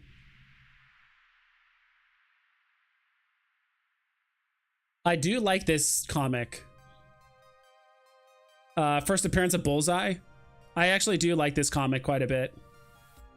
I actually did buy the ultra rare a while ago, and it was actually one of my, not like my favorite ultra rare, but it's probably like top 10 ultra rare covers. I do like Bullseye. Let's go ahead and load a bit more. Let's see what else this guy's doing. Can I organize this by collectibles? Ooh, I can. I'm seeing a lot of comics. What collectibles is this guy buying? All right, let's see what collectibles. Kind of over comics right now. Okay, so the golden moments, I know we saw that, but is he buying like coasters? Also, kind of just buying the newest stuff. Ooh, that 1777 one looks pretty cool. Mint number. But it looks like he's just playing the drops. Oh, he got a Batman Killer Croc. Actually, let me zoom in a bit more so you guys can see what the heck's going on. Even he thinks it's a good deal. Batman Killer Croc at 33 gems might not be terrible. Yeah, it looks like he's mostly just playing the drops. Nothing, because a lot of this says bought from Veve, right? It's like bought Veve, bought Veve. I paid $64 for a low mint. This guy, Legacy of Bermuda, bought a 42 mint. Oh, that's the floor price. Okay, I forgot. This is not what he actually paid. This is the floor price of that collectible right now. So we don't know. I mean, technically we could find out, but we'd have to dig through all the Falcon transactions, match up the date and the mint number, and I don't want to do that. Wait, let's do this. See what it shows. Yeah, it's just going to show all the Falcon transactions, and I don't want to. Like I said, we can find out what he actually paid for it, but I don't care to dig that deep. Interesting. A few Borg cubes. We were going for pretty cheap a while ago. Still a believer in season 1 collectibles. When Veve gonna introduce search on seasons, everyone would go back to season. Yeah, if season 1 is big, right? I mean, everyone. The OG pieces. When you look at the OG of anything, comics, cards, you know, season 1, you know, I'm talking like Pokemon cards, so like the vintage original ones. If you look at Magic the Gathering, when you look at Golden Age comics, that's kind of like a series. It's like series 1. It's like the Golden Age series, arguably, of comics. Like, yeah, a lot of those do extremely well. And people just want to almost own a piece of history. Yeah, this guy's just, yeah, a lot of, I don't know, nothing like unusual that I'm seeing here. Some cars, like, there's no weird, like, season 1 stuff or niche things. And this is the other thing, too. I was going to say, like, I was just about to say, like, I'm like, yeah, he's not buying any, that, like, the pony, I forgot the name of what they're called. Not the pony collectibles, but he bought a Ritmo and a Lady Rainicorn, Starlight Orb, all that stuff. Brock Purdy sucks? Yeah. Agree. Would rather have Purdy than Jalen Butters. True. So I'm a big fan of Nicola Baldari, and most don't know Marvel Zombies 4 as their covers. Interesting. I didn't know that. Marvel Zombies. Do zombies and then comics. I didn't know that. So most of these are Marvel Zombies 4. New Space number 4. So these, okay, I can kind of see it. Now that I'm looking at it, look, I can kind of see the semblance of her artwork. That's cool.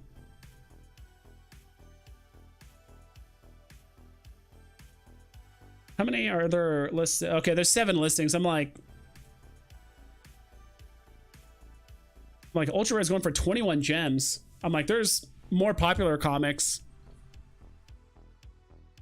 that are going for less than that as the Ultra Rare, but there's just so few on the market.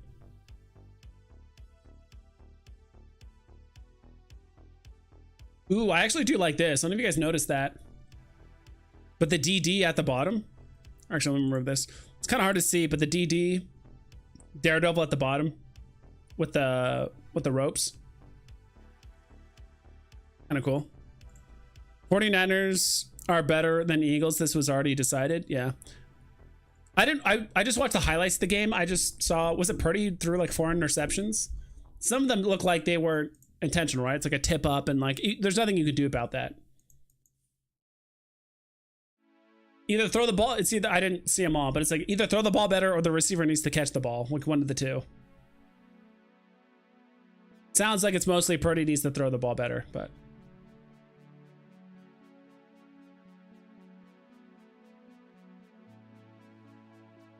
I know I heard a lot of people saying that despite the Eagles getting 4 turnovers, they still only won by 10 points or something like that. That was like another thing, but I don't know.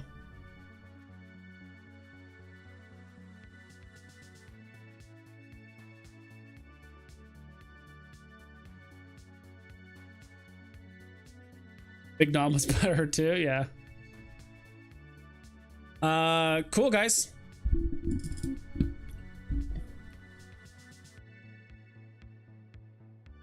Yeah, I really hope so too. I really hope Veve is going to do the MCP right in 2024. I hope so.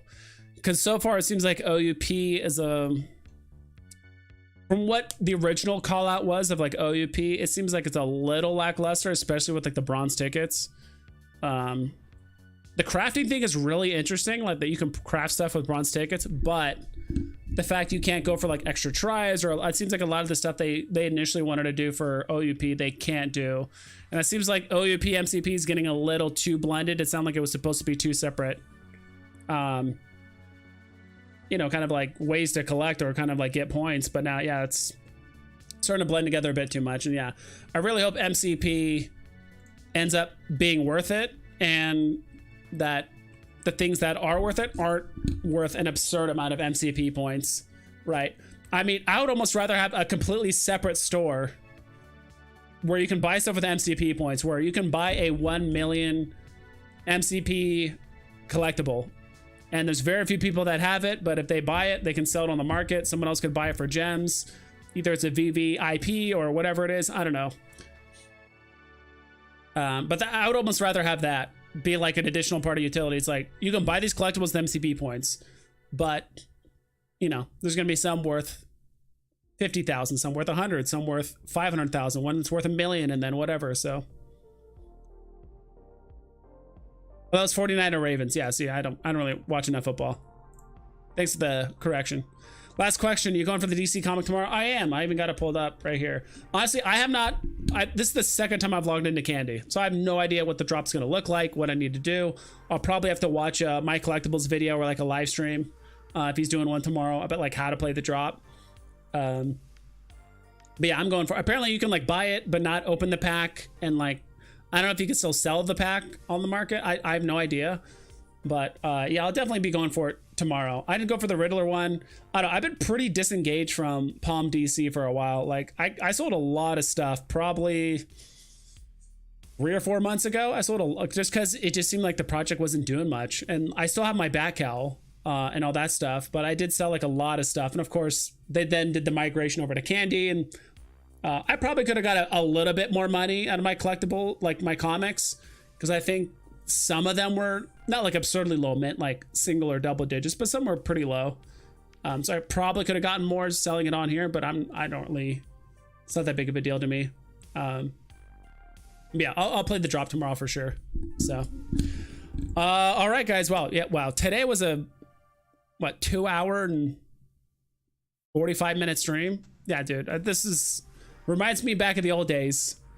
I remember back in the old days, I would stream for like 3 to 4 hours. Sometimes even, I think there was one day I streamed for 4.5 hours.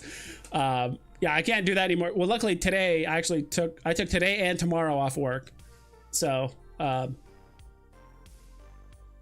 yeah, so I'll definitely be streaming tomorrow. I don't know if I'm gonna be streaming again tomorrow for this long, but I might do it earlier in the day. See if I can get some people on the East Coast and or, you know, across the pond. Because when I stream early in the morning, sometimes I get people from like Europe and some of those countries over there. So yeah, they're 20 USD now, vibes. Yeah, so like That's another thing too. It's like 20 bucks. But then again, Veve's also selling a vending machine, selling a vending machine tomorrow for 20 bucks. So it's Grail comic, vending machine, both 20 bucks. It's up to you how you want to spend it, but yeah. Anyway, well, thanks for stopping by, everyone. Hope you guys all take care. So please double and triple check all of your listings before you list them, so you don't screw yourself over. And I'll catch you guys.